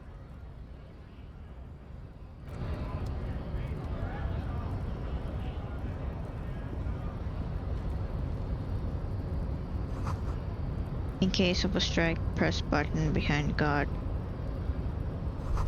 His helmet. Lock electronic means there's no lock picking. Oh, kicking the dogs. Though kicking this one. No man matches. Looking monolithic. Who this? Your body betrays your degeneracy. Yeah, Measurehead. His body totally betrays his degeneracy. What?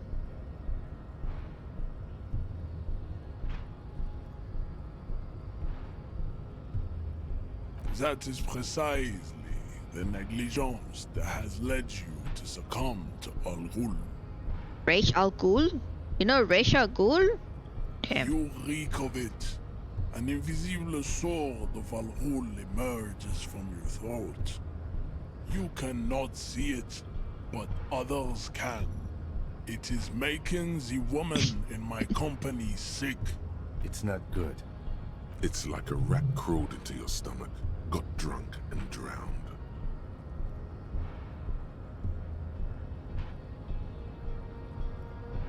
No, you don't. You need to get another drink. Occidental upload begging for help. Attempting to pass fear, you gave the world eugenics. You dominated lesser cultures, like the deformed Hemians and the... You will be superseded. Isn't that right, babe? It is, baby, yeah. You know it. There is a button right behind him, just out of reach. It must be the one that opens the door to the harbor.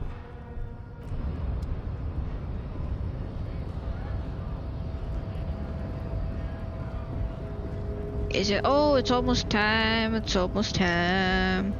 It's almost time. How do I go down, bro? What the fuck? How did he? Oh, okay. And then I wanna go down, please. Okay, there we go.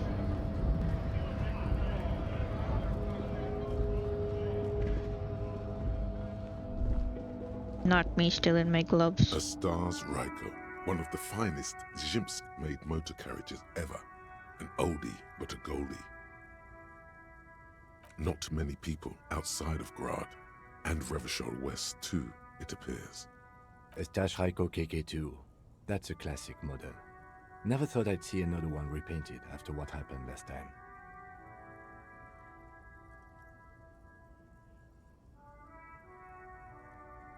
No, only that the motor carriage is typically baby blue, the colors of Sigismund the Great, an ancient Zhimsk ruler. His banners were famously zephyr and white, the colors of the Stars Ryko. An old case for my precinct. A couple of Zhimsk migrants saw a Staj Ryko stopped in the street, painted just like this, muddy brown. Murdered the driver on the spot.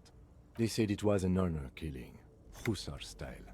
The James community let's go. protested Time to to go trial, in the flying the banners of some kitchen. old king or whatever. 5,000 came to protest. Correction. 4,395. The fourth largest public protest of a criminal trial in Revachol.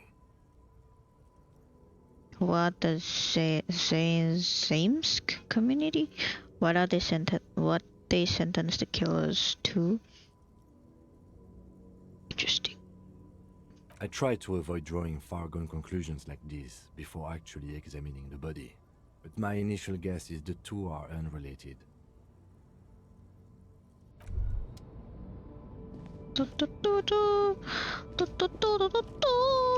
Let us get going.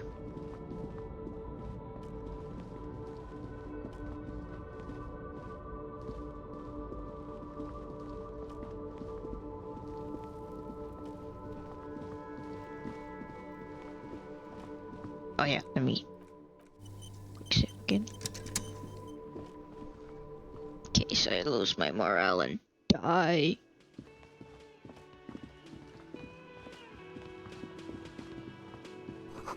The dishes are dry in the smell of chemicals and pine trees.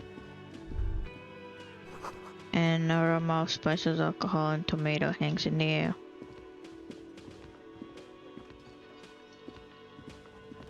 A thin man is smoking below an exhaust hood, occasionally sipping from his mug.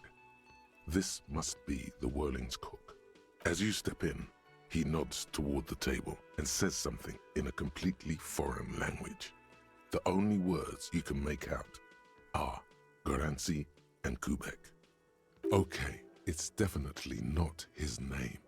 Whatever you do, please don't call him Goranci Kubek. Please. It's not funny. The man puts his cup down and replies something, his left hand drawing arcs in the air.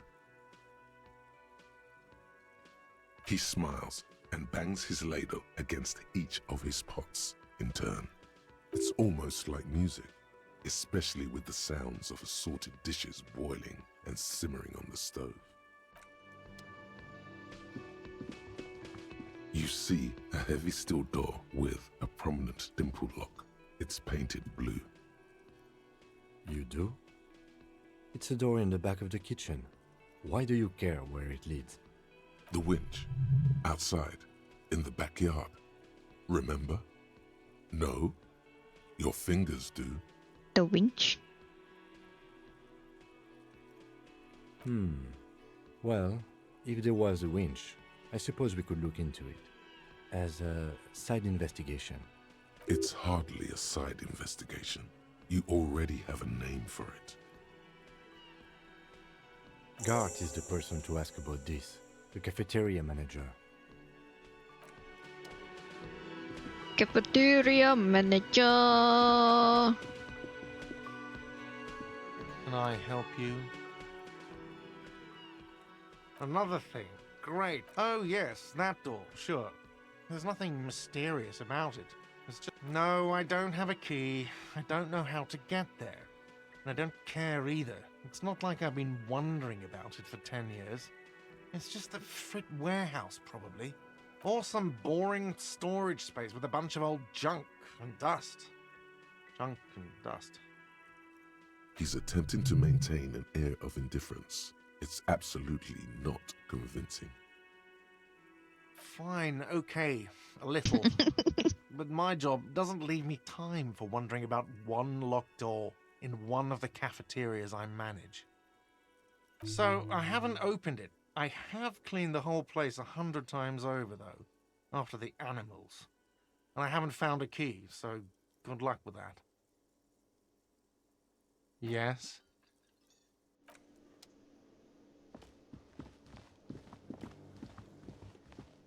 You see a heavy steel door with the door does not budge. The cobalt blue surface feels rough to touch. Old cobalt paint, rough on the fingers. 40, 50 years since this was painted, maybe. It leads to a side building, adjacent to this one. The old building next to this, half ruined. Whatever is behind it must be older.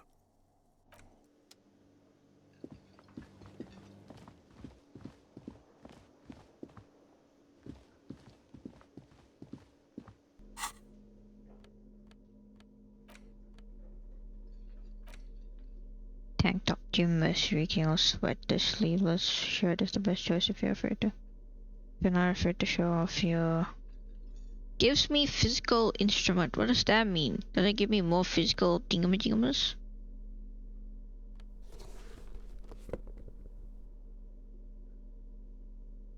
Maybe I can now jump over the thing.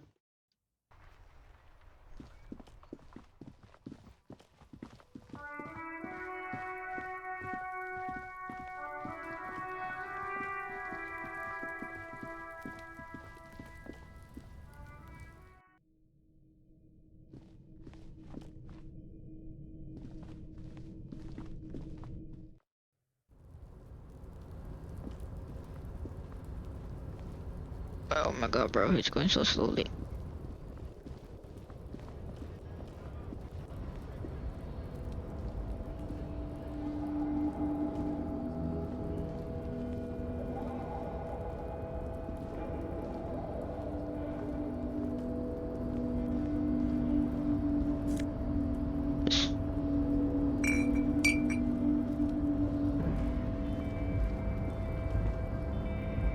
A tarpaulin cloak with possible RCM markings is still caught on the railing. Wait, hold on. Quick save. A tarpaulin cloak with possible RCM markings is still caught on the railing. Oh, I think I failed. I'm gonna break something.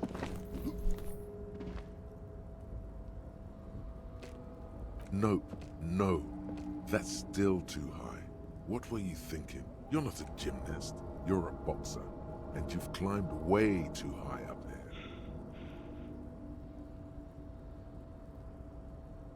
You could have died there. Shit. I'm failing you.